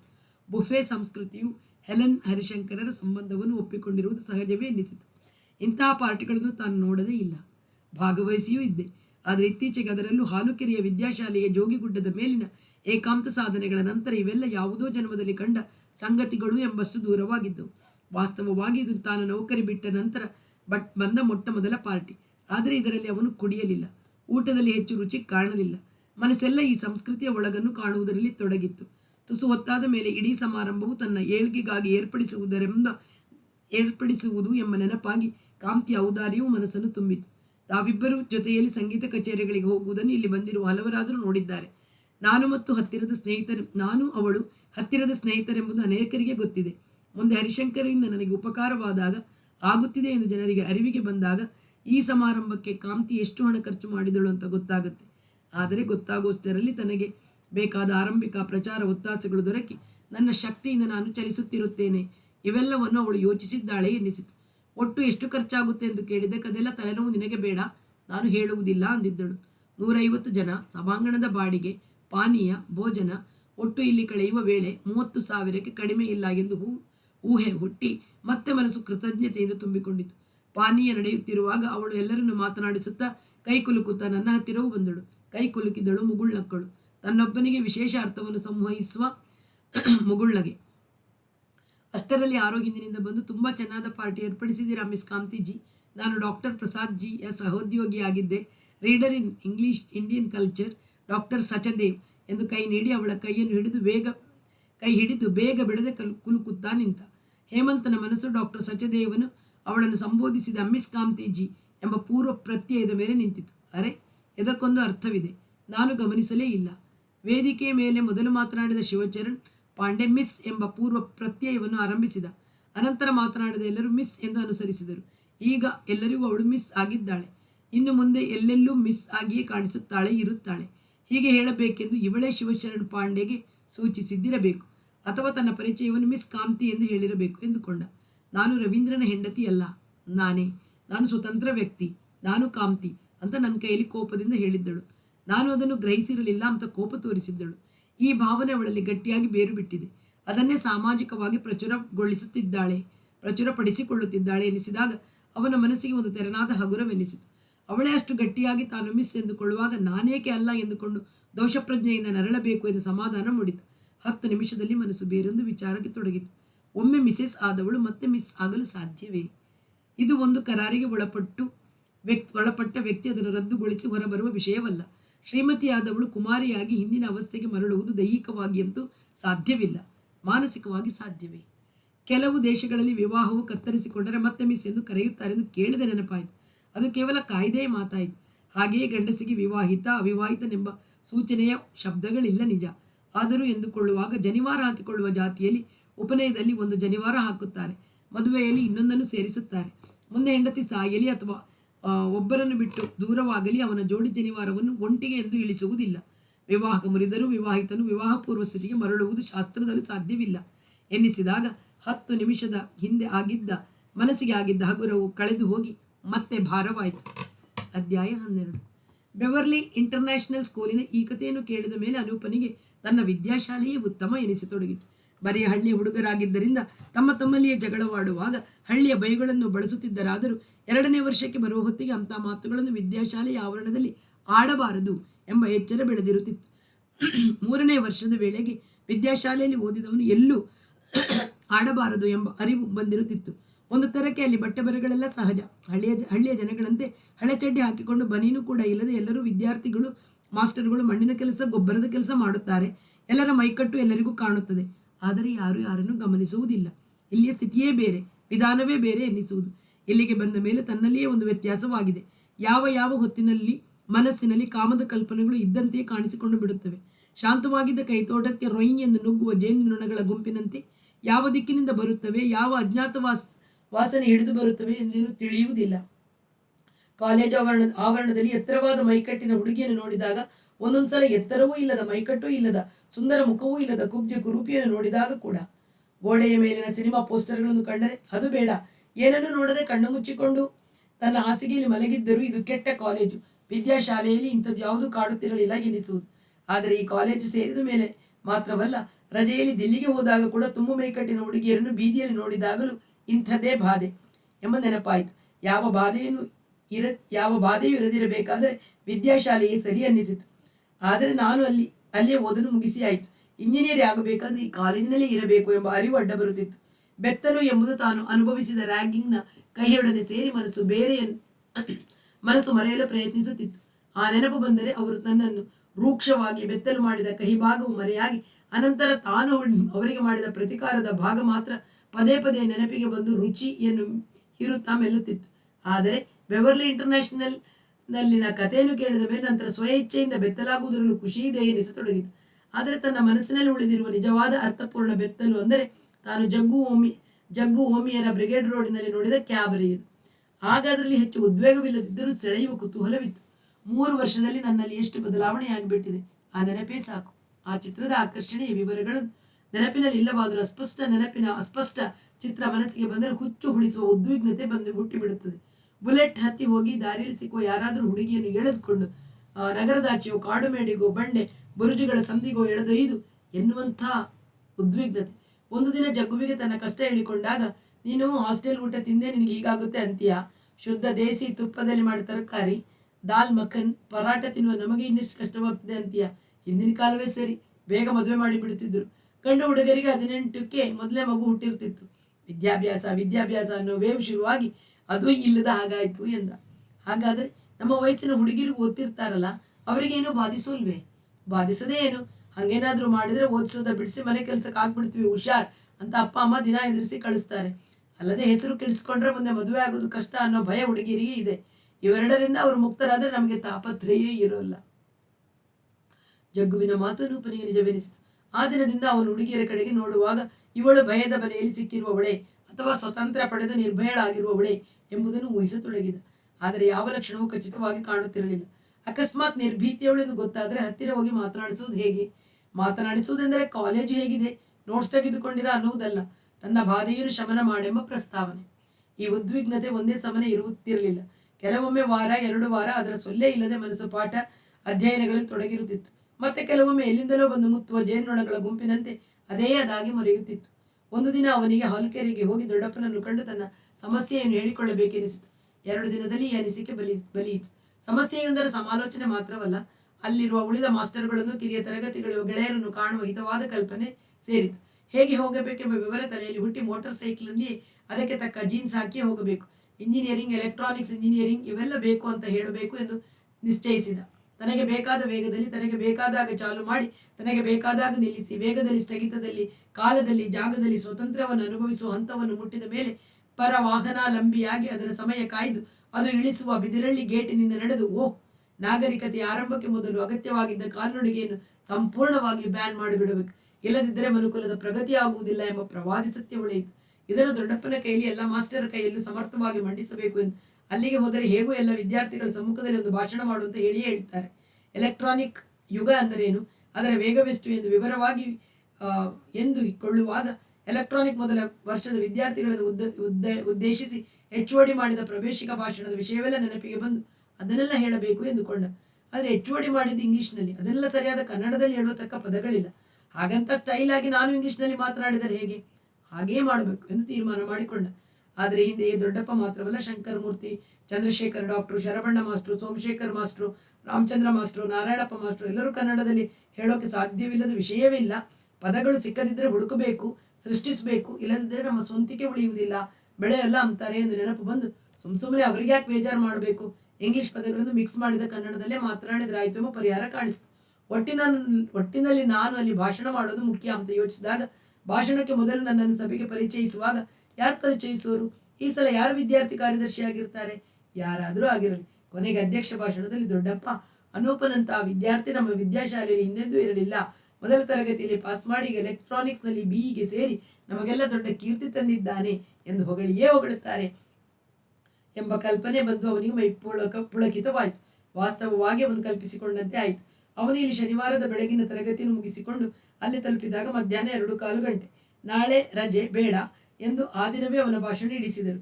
ವಿದ್ಯಾರ್ಥಿ ಕಾರ್ಯದರ್ಶಿ ಶಿಂಗ್ರಿಗೌಡ ವಿದ್ಯಾಶಾಲೆಯಲ್ಲಿ ತನ್ನನ್ನು ಬಿಟ್ಟರೆ ಮುಂದಿನ ವಾಗ್ಮಿ ಎನಿಸಿಕೊಂಡಿದ್ದ ಅವನ ಭಾಷಣ ಕಲೆಯನ್ನು ತನ್ನನ್ನು ಹೊಗಳಲು ಬಳಸಿದ. ಕೊನೆಗೆ ಅಧ್ಯಕ್ಷ ಭಾಷಣ ಮಾಡಿದ ದೊಡ್ಡಪ್ಪನು ಅಷ್ಟೇ ಮೆಚ್ಚಿ ಮಾತನಾಡಿದರು. ಎಲೆಕ್ಟ್ರಾನಿಕ್ಸ್ ಯುಗ, ವೇಗದ ಯುಗ ಎಂದು ಆರಂಭಿಸಿದ ಅನೂಪ ಮೈಸೂರಿನಿಂದ 71 ಮೈಲಿ ದೂರವನ್ನು ತಾನು ಬುಲೆಟ್ನಲ್ಲಿ 1/4 ಗಂಟೆಯಲ್ಲಿ, ಅದು ಕೆಟ್ಟ ರಸ್ತೆಯಲ್ಲಿ ಬಂದುದನ್ನು ಉದಾಹರಣೆಯಾಗಿ 3 ಸಲ ಹೇಳಿದ. ತನ್ನ ಸ್ನೇಹಿತರನ್ನೆಲ್ಲ ಬುಲೆಟ್ ಮೇಲೆ ಕೂರಿಸಿಕೊಂಡು ಅಲ್ಲೇ ಒಂದು ಸುತ್ತು ಹಾಕಿ ವೇಗದ ರುಚಿ ತೋರಿಸಿದ. ಇಷ್ಟೆಲ್ಲ ಆಗಿ ರಾತ್ರಿ ಊಟ ಮಾಡುವಾಗ ತಾನು ಇಲ್ಲಿಗೆ ಬಂದ ಉದ್ದೇಶದ ನೆನಪಾಯಿತು. ಆದರೆ ಎಲೆಕ್ಟ್ರಾನಿಕ್ಸ್ ಯುಗ ಮತ್ತು ವೇಗವನ್ನು ಕುರಿತು ಭಾಷಣ ಮಾಡಿ ತನ್ನ ಹಳೆಯ ಸ್ನೇಹಿತರನ್ನು ಮೋಟಾರ್ ಬೈಕ್ ಮೇಲೆ ಕೂರಿಸಿ ಅವರು ಹಿಂದೆಂದೂ ಕಾಣದ ಅನುಭವವನ್ನು ಕೊಟ್ಟ ತಾನು ದೊಡ್ಡಪ್ಪನ ಹತ್ತಿರ ಹೋಗಿ ತನಗೆ ಆದ ಬಾಧೆಯನ್ನು ಹೇಳಿಕೊಂಡು ಪರಿಹಾರ ಉಪಾಯ ಕೇಳುವುದೇ? ನಾನೇನು ಎಳೆಯ ಹುಡುಗನಲ್ಲ, ಎಲೆಕ್ಟ್ರಾನಿಕ್ಸ್ ಇಂಜಿನಿಯರಿಂಗ್ ಓದ್ತಿದ್ದೀನಿ ಎಂದು ಅರಿವಾಗಿ ಸಂಕೋಚ, ನಾಚಿಕೆ ಎನಿಸಿತು. ರಾತ್ರಿ ಅವರ ಕೋಣೆಗೆ ಹೋಗಿ ಭೇಟಿ ಮಾಡಿದಾಗ ಸುಮ್ಮನೆ ಬಂದು ನಿಮ್ಮನ್ನು ನೋಡಿಕೊಂಡು ಹೋಗೋಣ ಅಂತ ಬಂದೆ ಎಂದ. ನೀನು ಮೋಟರ್ ಬೈಕ್ ತೆಗೆದುಕೊಂಡಿರೋದು ಗೊತ್ತೇ ಇರಲಿಲ್ಲ, ನಿಮ್ಮ ಅಪ್ಪನಿಗೆ ಗೊತ್ತಾ? ಅವನಿಗೆ ಈ ಪ್ರಶ್ನೆಯಿಂದ ಮುಜುಗರವಾಯಿತು. ತಾನು ಅವರಿಗೆ ಹೇಳಲಿಲ್ಲ. ಮೊದಲೇ ಹೇಳಿದ್ದರೆ ಬೇಡ ಅನ್ನುತ್ತಿದ್ದರು. ಈಗ ದೊಡ್ಡಪ್ಪ ಅವರಿಗೆ ಹೇಳಬಹುದು, ಕಾಗದ ಬರೆಯಬಹುದು, ನಾನು ಇಲ್ಲಿಗೆ ತರಲೇಬಾರ್ದಾಗಿತ್ತು ಎಂದುಕೊಳ್ಳತೊಡಗಿದ. ದೊಡ್ಡಪ್ಪನೇ ಮಾತನಾಡಿದರು. ನೋಡು, ಎಷ್ಟೋ ವಿದ್ಯಾರ್ಥಿಗಳು ಈ ಕಾಲದಲ್ಲಿ ತಗಡಿದ್ದಾರೆ, ನಾನು ನೋಡಿದ್ದೀನಿ. ಈ ವಯಸ್ಸಿನಲ್ಲಿ ಹುಚ್ಚು ವೇಗವಾಗಿ ಓಡಿಸೋಕೆ ಹೋಗಿ ರಸ್ತೆಯಲ್ಲಿ ಹೋಗೋ ನಿಷ್ಪಾಪ ಜನರನ್ನ ಸಾಯಿಸಿ ತಮ್ಮ ಜೀವಕ್ಕೂ ಅಪಾಯ ಮಾಡಿಕೊಂಡಿರುವ ಅಂತ ತಂದೆ ತಾಯಿಗಳಿಗೆ ಆತಂಕ. ಇನ್ನೊಂದು ವಿಷಯ ಏನೆಂದರೆ, ಮಕ್ಕಳಿಗೆ ಏನು ಕೊಟ್ಟರು ಇಂಥದ್ದು ಕೊಟ್ಟಿದ್ದೀನಿ ಅಂತ ಗಂಡ ಹೆಂಡತಿಗೆ, ನಾನು ಇಂಥದ್ದು ಕೊಟ್ಟಿದ್ದೀನಿ ಅಂತ ಹೆಂಡತಿ ಗಂಡನಿಗೆ ಹೇಳಬೇಕು. ಇಲ್ಲದಿದ್ದರೆ ಮಕ್ಕಳು ಅಪ್ಪನಿಗೆ ಕಾಣದ ಹಂಗೆ, ಅಮ್ಮನಿಂದ ಅಮ್ಮನಿಗೆ ಕಾಣದ ಹಂಗೆ ಅಪ್ಪನಿಂದ ಕೀಳೋ ಕರೀತವೆ. ಅದು ಅವರ ಬೆಳವಣಿಗೆಗೆ ಒಳ್ಳೇದಲ್ಲ. ನಿಮ್ಮಮ್ಮ ನಿಮ್ಮ ಅಪ್ಪನ ಕೈಯಲ್ಲಿ ಹೇಳೋಲ್ಲ ಅಂತ ನಿನಗೆ ಗೊತ್ತಿದೆ. ಈ ಸಂದರ್ಭದಲ್ಲಿ ನೀನೇ ಹೇಳ್ಬಿಟ್ಟಿದ್ರೆ ಪ್ರಾಮಾಣಿಕತೆಯಾದ್ರೂ ಉಳಿತಿತ್ತು. ನೀನು ಅಮ್ಮನಿಂದ ನಿನಗೇನು ಬೇಕಾದ್ರೂ ತರಿಸ್ಕ, ಆದರೆ ಅಪ್ಪನಿಗೆ ತಿಳಿಸದೇ ಇರಬೇಡ. ಎಲ್ಲಾನು ಹೇಳಿದ್ರೆ ಅಪ್ಪ ಏನು ಕೊಡದೇ ಇರಬಹುದು. ಆಗ ಅನುಪ ಮುಖ್ಯ ಅಂಶವೆಂಬಂತೆ ಹೇಳಿದ. ವಿದ್ಯಾರ್ಥಿಗಳಿಗೆ ಎಷ್ಟು ಬೇಕು, ಯಾವುದಕ್ಕೆ ಬೇಕು ಅನ್ನೋ ತಿಳುವಳಿಕೆ ನಿಮ್ಮಪ್ಪನಿಗಿದೆ. ಅಗತ್ಯಕ್ಕಿಂತ ಜಾಸ್ತಿ ಸಿಕ್ಕಿದರೆ ವಿದ್ಯಾರ್ಥಿಗಳು ಹಾಳಾಗೋದು. ಆ ಜಾಸ್ತಿಯ ಬಯಕೆ ಅಧಪತನಕ್ಕೆ ಕಾರಣ. ಈ ಮಾತು ಅವನ ತಲೆಯನ್ನು ಹುಕ್ಕಿತು. ವಿದ್ಯಾಶಾಲೆಯ ಮೂಲತತ್ವವೇ ಇದು. ದೊಡ್ಡಪ್ಪ ಯಾವಾಗಲೂ ಇದನ್ನು ಹೇಳ್ತಿರ್ತಾರೆ. ಅದರಲ್ಲೇನು ಹೊಸತಿಲ್ಲ. ಅದರ ಪ್ರಕಾರ ವಿದ್ಯಾರ್ಥಿಗಳು ಅಂದರೆ ಬ್ರಹ್ಮಚಾರಿ ಅಂದರೆ ಹಿಂದಿನ ಕಾಲದಲ್ಲಿ ಎಲ್ಲಾ ವಿದ್ಯಾರ್ಥಿಗಳನ್ನು ಬ್ರಹ್ಮಚಾರಿಗಳು ಅಂತ ಕರೀತಿದ್ರಂತೆ. ಅವರು ಕನ್ನಡಿ ನೋಡ್ಕೋಬಾರ್ದು, ನಿಂತ ನೀರಿನಲ್ಲಿ ತಮ್ಮ ಪ್ರತಿಬಿಂಬವನ್ನು ನೋಡ್ಕೋಬಾರ್ದು. ಚಿತ್ತಚಾಂಚಲ್ಯ ಶುರುವಾಗದೆ ತಮ್ಮ ಬಿಂಬವನ್ನು ನೋಡಿಕೊಳ್ಳಲು ಶುರುವಾಗದಾಗಿಂದ ಬಿಂಬ ಇನ್ನಷ್ಟು ಚಂದ ಕಾಣುವಂತೆ ಅಲಂಕರಿಸಿಕೊಳ್ಳಬೇಕು ಎನ್ನುವ ಆಶೆ ಹುಟ್ಟುವುದರಿಂದ. ಆದ್ದರಿಂದ ಮನಸ್ಸೆಲ್ಲ ವಿದ್ಯೆದ ಮೇಲೆ ಇರಬೇಕು. ಉಳಿದಂತೆ ಏನಾದರೂ ಕಾಯಕ ಮಾಡ್ತಿರಬೇಕು. ಅಗೆಯುವುದು, ಕೆತ್ತುವುದು, ಒಗೆಯುವುದು, ನೀರು ಸೇದುವುದು ಅಥವಾ ಒಟ್ಟಿಗೆ ಭಜನೆ ಮಾಡುವುದು, ಊಟ ಮಾಡಿದ ನಂತರ ಕೂತು ನಿದ್ದೆ ಬರುವ ತನಕ ಓದಿ ಮಲಗುವುದು, ಬೆಳಿಗ್ಗೆ ಎಚ್ಚರವಾದ ತಕ್ಷಣ ಶೌಚ ಮುಗಿಸಿ ಮುಖ ತೊಳೆದು ಯೋಗಾಸನ ಮಾಡಿ ಮತ್ತೆ ಓದಿನಲ್ಲಿ ತೊಡಗುವುದು. ಎಚ್ಚರವಾದ ಮೇಲೆ ಮೊಗ್ಗಲು ಬದಲಿಸುತ್ತಾ ಮಲಗಿದರೆ ಚಿತ್ತವಿಕಾರಕ್ಕೆ ಅನುವು ಮಾಡಿಕೊಟ್ಟ ಹಾಗ ಆಗುತ್ತದೆ ಎಂದು ಅವರು ಹೇಳಿದ ಮಾತುಗಳೆಲ್ಲ ನೆನಪಿಗೆ ಬಂದವು. ಈಗ ತನಗೆ ಆಗುತ್ತಿರುವ ವಿಕಾರಗಳನ್ನು ಹೇಳಿದರೆ ಅವರು ಇದನ್ನೇ ಹೇಳುತ್ತಾರೆ: ಮೋಟಾರ್ ಬೈಕ್ ಬಿಟ್ಟುಬಿಡು, ಸ್ಪೀಡ್ ಕಿಂಗ್ ಸೂಪರ್ ಸ್ಪೀಡ್ ಕಿಂಗ್ಗಳನ್ನು ಬಿಟ್ಟುಬಿಡು, batik shirt, bell bottom pant, ಮೂಲಗಿ ಟ್ರೌಸರ್ಸ್, ಜೀನ್ಸ್ ಎಲ್ಲವನ್ನು ಬಿಡು ಅಂತಾರೆ ಎಂದು ಮನಸ್ಸಿನಲ್ಲಿ ಬಂದವು. ದೊಡ್ಡಪ್ಪ, ನಾನು ಬೈಕ್ ತಗೊಂಡದನ್ನ ಇನ್ನೂ ಅಪ್ಪನಿಗೆ ಹೇಳಿಲ್ಲ. ನಾನೇ ಬೆಂಗಳೂರಿಗೆ ಹೋದಾಗ ಹೇಳೋಣ ಅಂದ್ಕೊಂಡಿದ್ದೆ. ನೀವು ಅವರಿಗೆ ತಿಳಿಸ್ಬೇಡಿ ಅಂದ. ಮುಂದಿನ ಶನಿವಾರ ಸಂಜೆ ಅವನೇ ಬರ್ತಾನೆ. ಈಗ ಅವನು ವಿದ್ಯಾಶಾಲೆಯ ಕಾರ್ಯಕಾರಿ ಸಮಿತಿಯ ಸದಸ್ಯ. ಭಾನುವಾರ ಅದರ ಸಭೆ ಇದೆ. ನಾನು ಹೇಳದೇ ಇದ್ದರೂ ಉಳಿದವರೆಲ್ಲ ಹೇಳಲ್ವಾ? ಹುಡುಗರೆಲ್ಲ ಹೇಳದೆ ಬಿಡ್ತಾರಾ? ಮೆಚ್ಚುಗೆಯಿಂದಲೇ ಹೇಳ್ತಾರೆ, ಅನುಪ ಎಷ್ಟು ಸ್ಪೀಡಾಗಿ ಬಿಡ್ತಾನೆ ಅಂತ. ಅವರಿಗೆಲ್ಲ ಈ ಸಂಗತಿನ ಅವನಪ್ಪನಿಗೆ ಹೇಳ್ಬೇಡಿ ಅಂತ ಸುಳ್ಳು ಹೇಳಿ ಕಲಿಸೋದು ಸರಿಯಾ? ಅನೂಪನಿಗೆ ತಾನಿಲ್ಲಿ ಬಂದದ್ದೇ ತಪ್ಪಾಯಿತು ಎನಿಸಿತು. ನಾಳೆ ಮೈಸೂರಿಗೆ ಹೋದ ಮೇಲೆ ನಾನೇ ಒಂದು ಕಾಗದದಲ್ಲಿ ನಾನು ಫ್ಯಾಕ್ಟ್ರಿಗಳಿಗೆ ಹೋಗೋಕೆ ಒಂದು ವಾಹನ ಬೇಕಾಗಿತ್ತು. ಒಬ್ಬ ಸ್ನೇಹಿತ ಬುಲೆಟನ್ ಮಾರ್ತೀನಿ ಅಂದಿದ್ದ. ಅದನ್ನು 4 ದಿನದ ಹಿಂದೆ ತೆಗೆದುಕೊಂಡೆ. ಮಮ್ಮಿ ತಗೋ ಅಂತ ದುಡ್ಡು ಕಳಿಸಿದಳು ಅಂತ ಬರೆದು ಹಾಕೋದು ಪರಿಹಾರ ತೋಚಿತು. ಮಮ್ಮಿಯಿಂದ ಆದ ವ್ಯವಹಾರ ಅಂತ ಹೇಳಿದ ತಕ್ಷಣ ಅಪ್ಪ ಒಂದು ಮಾತು ಮುಂದುವರಿಸದೆ ಅಲ್ಲಿಗೆ ಬಿಟ್ಬಿಡ್ತಾರೆ ಎನ್ನುವ ಸುಖ ಸನ್ನಿವೇಶ ಹೊಳೆದು ಮನಸ್ಸು ಹಗುರವಾಯಿತು. ಮರುದಿನ ಬುಲೆಟ್ನಲ್ಲಿ ಗಾಳಿಯಲ್ಲಿ ಸೀಳಿಕೊಂಡು ಮೈಸೂರಿಗೆ ಬರುವಾಗ ಒಂದು ವಿಚಾರ ಬಂತು. ತಾನು ತಯಾರಿಸುತ್ತಿರುವ ಶರ್ಟು ಬರೀ ರಫ್ತು ಮಾರುಕಟ್ಟೆಯನ್ನು ನಂಬಿ ಕೂಡುವುದು ಕ್ಷೇಮವಲ್ಲ. ಭಾರತದೊಳಗೆ ಅದರ ಮಾರಾಟ ಬೆಳೆಸಬೇಕು. ಟ್ರೌಸರ್ಗಳನ್ನು ತಯಾರಿಸಬೇಕು. ಅದಕ್ಕೆ ಪ್ರಯತ್ನಿಸ್ತೀನಿ ಅಂತ ಮಮ್ಮಿ ಹೇಳಿದ್ದು ನೆನಪಿಗೆ ಬಂತು. ದೊಡ್ಡಪ್ಪ ಹೇಳುವ ಹಾಗೆ ಎಲ್ಲ ವಿದ್ಯಾರ್ಥಿಗಳು ಕನ್ನಡಿ ನೋಡದೆ ದೊಡ್ಡಪ್ಪನ ತರ ವೇಷ ಹಾಕಿಕೊಂಡಿದ್ದರೆ ಮಮ್ಮಿಯ ರೆಡಿಮೇಡ್ ಶರ್ಟ್ಗಳು ಮಾರಾಟವಾಗುವುದು ಹೇಗೆ? ದೊಡ್ಡಪ್ಪನ ಫಿಲಾಸಫಿಯಲ್ಲಿ ಪ್ರಗತಿಯೇ ಇಲ್ಲ ಎನಿಸಿ ಮನಸ್ಸು ಇನ್ನಷ್ಟು ಹಗುರವಾಯಿತು. ಆ ಹಗುರದಲ್ಲಿ ಬೈಕಿನ ವೇಗ ಮತ್ತಷ್ಟು ಏರಿತು. ಎಲೆಕ್ಟ್ರಾನಿಕ್ಸ್ 3ನೇ ವರ್ಷದಲ್ಲಿದ್ದ ರಶ್ಮಿ ಸಿಂಗ್ ಅನ್ನುವ ಹುಡುಗಿಯನ್ನು ತಿಳಿಯದವರು ಇಡೀ ಕಾಲೇಜಿನಲ್ಲಿ ಯಾರೂ ಇರಲಿಲ್ಲ. ಧೈರ್ಯಸ್ಥೆ. ಯಾವ ಪರಂಪರಾಗತ ಕಟ್ಟುಪಾಡುಗಳಿಗೂ ಬಗ್ಗದವಳು ಎಂಬ ಪ್ರತೀತಿಯಿಂದ ಮಾತ್ರವಲ್ಲ, ಅವಳ ಎತ್ತರ ಮೈಕಟ್ಟುಗಳು ಬೇರೆ ಯಾರಿಗೂ ಇರಲಿಲ್ಲ. 5 ಅಡಿ 8 ಅಂಗಲ, ಅದಕ್ಕೆ ತಕ್ಕ ಅಂಗಸೌಷ್ಠವ. ಬರೀ ಮುಖ ನೋಡಿದರೆ ಸುಂದರಿ ಎನ್ನುವಂತಿಲ್ಲ. ಒಟ್ಟು ಮೈಕಟ್ಟು ಮತ್ತು ವ್ಯಕ್ತಿತ್ವ ಶಕ್ತಿಯಲ್ಲಿ ಅವಳೆಲ್ಲಿದ್ದರೂ ಗಮನ ಮತ್ತು ಕಣ್ಣುಗಳನ್ನು ಆಕರ್ಷಿಸುವ ಗುಣ. ಒಂದು ದಿನ ಸಂಪ್ರದಾಯಸ್ಥ ಮನೆಯವಳಂತೆ ಕಾಂಜೀವರಂ ರೇಷ್ಮೆ ಸೀರೆ ಉಟ್ಟು ಹಣೆಗೆ ಕುಂಕುಮ ಬಿಟ್ಟು ಬಂದರೆ ಮರುದಿನ ಜೀನ್ಸ್ ತೊಟ್ಟು ಬನಿಯನ್ ಶರ್ಟು ಹಾಕಿಕೊಂಡು ಬರುತ್ತಿದ್ದಳು. ಅಷ್ಟು ಎತ್ತರವಿದ್ದರೂ ನಿಸ್ಸಂಕೋಚವಾಗಿ ಮಿಡಿ ಹಾಕುವಳು. ಶಾರ್ಟ್ಸ್ ಹಾಕಿ ಟೆನ್ನಿಸ್ ಆಡುವಳು. ಅದೇ ಅಭ್ಯಾಸವಿಲ್ಲದಿದ್ದವರು ಅಪೂರ್ವಕ್ಕೆ ಒಮ್ಮೆಗೆ ಯಾರಾದರೂ ಎದುರಿಗೆ ಬೇಕಾದರೂ ಸಿಗರೆಟ್ ಸೇದಲು ಸಂಕೋಚ ಪಡುತ್ತಿರಲಿಲ್ಲ. ತಂದೆ ಮಿಲಿಟರಿಲಿ ಕರ್ನಲ್. ಇದುವರೆಗೆ ಮದ್ರಾಸ್ನಲ್ಲಿದ್ದು ಈಗ ಟಿಬೆಟ್ ಬಾರ್ಡರಿಗೆ ವರ್ಗವಾಗಿದ್ದಾರೆ. ತಂಗಿ ತಾಯಿ ತಮ್ಮ ದಿಲ್ಲಿಯಲ್ಲಿ ಇದ್ದಾರೆ. ಒಂದು ದಿನ ಮಧ್ಯಾಹ್ನ 3 ಗಂಟೆಯಲ್ಲಿ ವಿಭಾಗದ ನೋಟಿಸ್ ಬೋರ್ಡ್ ನೋಡುತ್ತಿದ್ದಾಗ ಅವಳೇ ಬಂದು ಹಾಯ್ ಎಂದಳು. ಅದು ತನಗೆ ಎಂದು ಅರ್ಥವಾಗದ ರೀತಿಯಲ್ಲಿ ಅವನು ಇನ್ನು ಬೋರ್ಡ್ ನೋಡುತ್ತಾ ನಿಂತಾಗ Anoop, I am greeting you ಎಂದು ಪಕ್ಕದಲ್ಲಿ ಬಂದು ನಿಂತಳು. ಅವನು ತಿರುಗಿ ನೋಡಿದ. ತನಗಿಂತ 2 ಅಂಗುಲ ಕಡಿಮೆ, ಆದರೂ ಎಷ್ಟು ಎತ್ತರ ಕಾಣ್ತಾಳೆ ಎನ್ನಿಸಿತು. ಹಾಯ್ ಎಂದು ಪ್ರತಿಯಾಗಿ ಸ್ನೇಹ ಸೂಚಿಸಿದ. ಅವಳು ನೇರವಾಗಿ ಕೇಳಿದಳು, ನಿನಗೆ ಸೂಪರ್ ಸ್ಪೀಡ್ ಕಿಂಗ್ ಅಂತ ಬಿರುದಿದೆ, ಜಂಬವೂ ಇದೆ. ನಿನ್ನ ಬಿರುದು ಎಷ್ಟರ ಮಟ್ಟಿಗೆ ಸಾರ್ಥಕ ಅಂತ ನಾನು ಟೆಸ್ಟ್ ಮಾಡಬೇಕು. ಅವನಿಗೆ ತನ್ನ ಕಿವಿಗಳನ್ನೇ ನಂಬದಷ್ಟು ಸುಖ ವಿಸ್ಮಯವಾಯಿತು. ಯಾರಾದರೂ ಹುಡುಗಿಯನ್ನು ಬೈಕಲ್ಲಿ ಕೂರಿಸಿಕೊಂಡು ಹೋಗಬೇಕೆಂಬ ಆಸೆ ಸದಾ ಇರುತ್ತಿತ್ತು. ಆದರೆ ಯಾರನ್ನು ಬಾ ಎಂದು ಕೇಳುವ ನಿಕಟ ಸನ್ನಿವೇಶ ಒದಗಿರಲಿಲ್ಲ. ಅಲ್ಲದೆ ಅವನ ತರಗತಿಯ ಮೊದಲ ವರ್ಷದ ಹುಡುಗಿಯರಲ್ಲಿ ಇನ್ನೂ ಗೂಸಲುತನ ಹೋಗಿರುವುದಿಲ್ಲ ಅಂತಲೂ ತಿಳಿದಿದ್ದ. ಮೈಚಳಿ ಕಳೆದು ಇಷ್ಟು ಧೈರ್ಯ ಸಾಹಸ ಮಾಡಬೇಕಾದರೆ 2ನೇ ವರ್ಷಕ್ಕಾದರೂ ಬಂದಿರಬೇಕು ಎಂದುಕೊಂಡ. ಮುಖವು ತಿಳಿ ನಾಚಿಕೆಯಿಂದ ಕೆಂಪು ತಿರುಗಿದ್ದರು. ಓ ಎಸ್, ಎನಿ ಟೈಮ್ ಎಂದ. ಎನಿ ಟೈಮ್ ಯಾಕೆ? ಈಗಲೇ ಹೋಗೋಣ. ನಿನಗೆ ಬಿಡುವಿದೆಯಾ? ಇದೆ. How about you? ನನಗೆ ತುಂಬಾ ವೇಗವಾಗಿ ಹೋಗುವ ಬೈಕಿನಲ್ಲಿ ಕೂರಬೇಕು ಅಂತ ಆಸೆ. ನಿನ್ನ ಕೆಪಾಸಿಟಿ ಇದ್ದಷ್ಟು ವೇಗ. ನಾನು ಹಾಸ್ಟೆಲ್ಗೆ ಹೋಗಿ ಬೇಗ ಜೀನ್ಸ್ ಬನಿಯನ್ ಹಾಕೊಂಡು ಬರ್ತೀನಿ ತಾಳು. ಸೀರೆ ವೇಗಕ್ಕೆ ತಕ್ಕ ಉಡುಪಲ್ಲ. ನನ್ನ ಪ್ರಕಾರ ಸೀರೆ ಸ್ಟ್ಯಾಂಡ್ ಸ್ಟಿಲ್ ವೇಷ. ಚಲನೆಗೆ ಸ್ವಲ್ಪವೂ ಹೊಂದೋಲ್ಲ ಅಲ್ವೇ? ಆದ್ರೆ ಯಾಕೆ ಉಟ್ಕೊಂಡಿದೀಯಾ? ಅವನು ಕೇಳಿದ. ಸಂಭಾಷಣೆ ಎಲ್ಲ ಇಂಗ್ಲಿಷ್ನಲ್ಲಿ ಇದ್ದುದರಿಂದ ಏಕವಚನ ಬಹುವಚನ ವ್ಯತ್ಯಾಸವಿರಲಿಲ್ಲ. ಆದರೆ ಭಾವದಲ್ಲೂ ಇಬ್ಬರು ಏಕವಚನದಲ್ಲಿದ್ದರು. ಬದಲಾವಣೆಗೆ ಓಡುವವರ ಮಧ್ಯೆ ನಿಲ್ಲೊಲ್ವೇ ಕೂರೊಲ್ವೇ ಹಾಗೆ. ನೀನು ಹಾಸ್ಟೆಲಿಗೆ ಹೋಗಿ ಮುಖ ಗೀಕ ತೊಳೆದು ಬಾ. ಇನ್ನು 15 ನಿಮಿಷದಲ್ಲಿ, ಅಂದರೆ ಈಗೆಷ್ಟು? ತನ್ನ ಗಡಿಯಾರ ನೋಡಿಕೊಂಡಳು. 3:20ಕ್ಕೆ ಸರಿಯಾಗಿ ನಾನು ಕಾಲೇಜ್ ಮುಖ್ಯ ಕಟ್ಟಡದ ಮುಂಭಾಗಕ್ಕೆ ಬರ್ತೀನಿ. ನನ್ನ ಒಂದು ಕರಾರು ಅಂದರೆ ಒಬ್ಬರನ್ನೊಬ್ಬರು ಕಾಯಿಸಬಾರದು. ನಾನು ಮಿಲಿಟರಿ ಅಧಿಕಾರಿಯ ಮಗಳು, ಗೊತ್ತಾಯ್ತಾ? ಹುಕುಮತ್ತಿನ ಮುಗುಳ್ನಗೆಯನ್ನು ಬೀರಿ ಹೊರಟು ಹೋದಳು. ಅತ್ಯಂತ ವೇಗವಾಗಿ ಹೋಗಬಹುದಾದ ರಸ್ತೆ ಎಂದರೆ ಮಡಿಕೇರಿಯದು. ಬೆಂಗಳೂರು ರಸ್ತೆಯಲ್ಲಿ ವಾಹನ ಸಂಚಾರ ವಿಪರೀತ. ಉಳಿದವೆಲ್ಲ ಕಿಷ್ಕಿಂದ ಎಂದು ನಿಶ್ಚಯಿಸಿದ. 3:30 ವೇಳೆಯಲ್ಲಿ ಪಶ್ಚಿಮ ದಿಕ್ಕಿನ ಮಡಿಕೇರಿ ರಸ್ತೆಯಲ್ಲಿ ಎಂದರೆ ಎದುರಿಗೆ ಚುಚ್ಚುವ ಸೂರ್ಯನ ಕಿರಣ ಎಂಬುದನ್ನು ಆಲೋಚಿಸಿ ತನ್ನ ಶೀತಲ ಗಾಜಿನ ಕನ್ನಡಕ ತೆಗೆದುಕೊಂಡ. ಅವಳು ಬರುವ ಹೊತ್ತಿಗೆ ಬೇಗ ಹೋಗಿ ಬೈಕಿನ ಟ್ಯಾಂಕ್ ಭರ್ತಿ ಪೆಟ್ರೋಲ್ ತುಂಬಿಸ್ಕೊಂಡು ಬಂದ. 3:19ಕ್ಕೆ ಅವನ ಹತ್ತಿರಕ್ಕೆ ಬಂದ ಅವಳು ತನ್ನ ಕೈ ಗಡಿಯಾರ ನೋಡಿಕೊಂಡು ಹುಬ್ಬು ಹಾರಿಸಿ ನಕ್ಕಳು. ಸಾಹಸಕ್ಕೆ ತಕ್ಕಂತೆ ಜೀನ್ಸ್ ಧರಿಸಿ ಮೇಲೆ ತುಸು ಅಳ್ಳಕವಾಗಿ ಕಾಣುವ ಬಿಳಿ ಕ್ರೀಡಾ ಬನಿಯನ್ನು ತೊಟ್ಟು ತಲೆಯ ಕೂದಲು ಹಾರಾಡದಂತೆ ಬಿಗಿಯಾಗಿ ದೊಡ್ಡ ರೇಷ್ಮೆಯ ವಸ್ತ್ರವನ್ನು ಕಟ್ಟಿ ತಾನು ಶೀತಲ ಕಾಜಿನ ಕನ್ನಡಕವನ್ನು ಏರಿಸಿ ಕೈಗಡಿಯಾರವನ್ನು ಬಲ ಕೈಗೆ ಕಟ್ಟಿದ್ದಳು. ಅವನು ಕತ್ತು ತಿರುಗಿಸಿ ಸನ್ನೆ ಮಾಡಿದ ತಕ್ಷಣ ಪಳಗಿದ ಸವಾರನು ಕುದುರೆಯ ಮೇಲೆ ನೆಗೆದು ಕೂರುವಂತೆ ಅವನ ಹಿಂಬದಿಗೆ ಅಡ್ಡಗಾಲು ಹಾಕಿ ಜಿಗಿದು ಅವನ ಬಲಭುಜ ಹಿಡಿದು, ಈಸ್ ಇಟ್ ಓಕೆ, ಅಥವಾ ನಿನ್ನ ಹೊಟ್ಟೆ ತೋಳು ಬಳಸಿ ಕೂರರೋ ಎಂದ. ದಟ್ ಈಸ್ ಬೆಟರ್, ಅವನು ಎಂದ ತಕ್ಷಣ ಹತ್ತಿರ ಸರಗಿ ಅವನ ಹೊಟ್ಟೆಗೆ ತನ್ನೆರಡೂ ತೋಳುಗಳನ್ನು ಬಳಸಿ ಹಿಡಿದಳು. ಅವಳ ಇಡೀ ಮೈಕಟ್ಟು ಪ್ರಾಯದ ಎದೆಗಳು ಬೆನ್ನಿಗೆ ಒತ್ತಿ ತೋಳುಗಳನ್ನು ಕಟ್ಟಿ ಹಾಕಿಕೊಂಡಾಗ ಅವನಿಗೆ ಮೈ ಮರೆಯುವಂತಾಯಿತು. ಎದುರಿಗೆ ಬರುತ್ತಿದ್ದ ಆಟೋ, ಸ್ಕೂಟರ್, ಸೈಕಲ್ಗಳು, ಲಾರಿ, ಬಸ್ಗಳನ್ನು ತಪ್ಪಿಸುತ್ತಾ ಅಲ್ಲಿಯೇ ವೇಗಗೊಳಿಸಿಕೊಂಡು ಮಡಿಕೇರಿ ರಸ್ತೆಯನ್ನು ಸೇರಿದವನೇ ವೇಗವರ್ಧಕವನ್ನು ತಿರುಗಿಸಿದ. ಪಶ್ಚಿಮ ಗಾಳಿಗೆ ವಿರುದ್ಧವಾಗಿ ಹೋಗುವ ಮರೆತದೊಡನೆ ಬುಲೆಟ್ ಎಂಜಿನ್ನ ಗುಡುಗು ಸೇರಿತು. 4 ಕಿಲೋಮೀಟರ್ ಕಳೆದು ನಗರ ವಲಯದ ವಾಹನ ಸಂದಣಿ ಮುಗಿದ ಮೇಲೆ ಇನ್ನಷ್ಟು ವರ್ಧಿಸಿದ.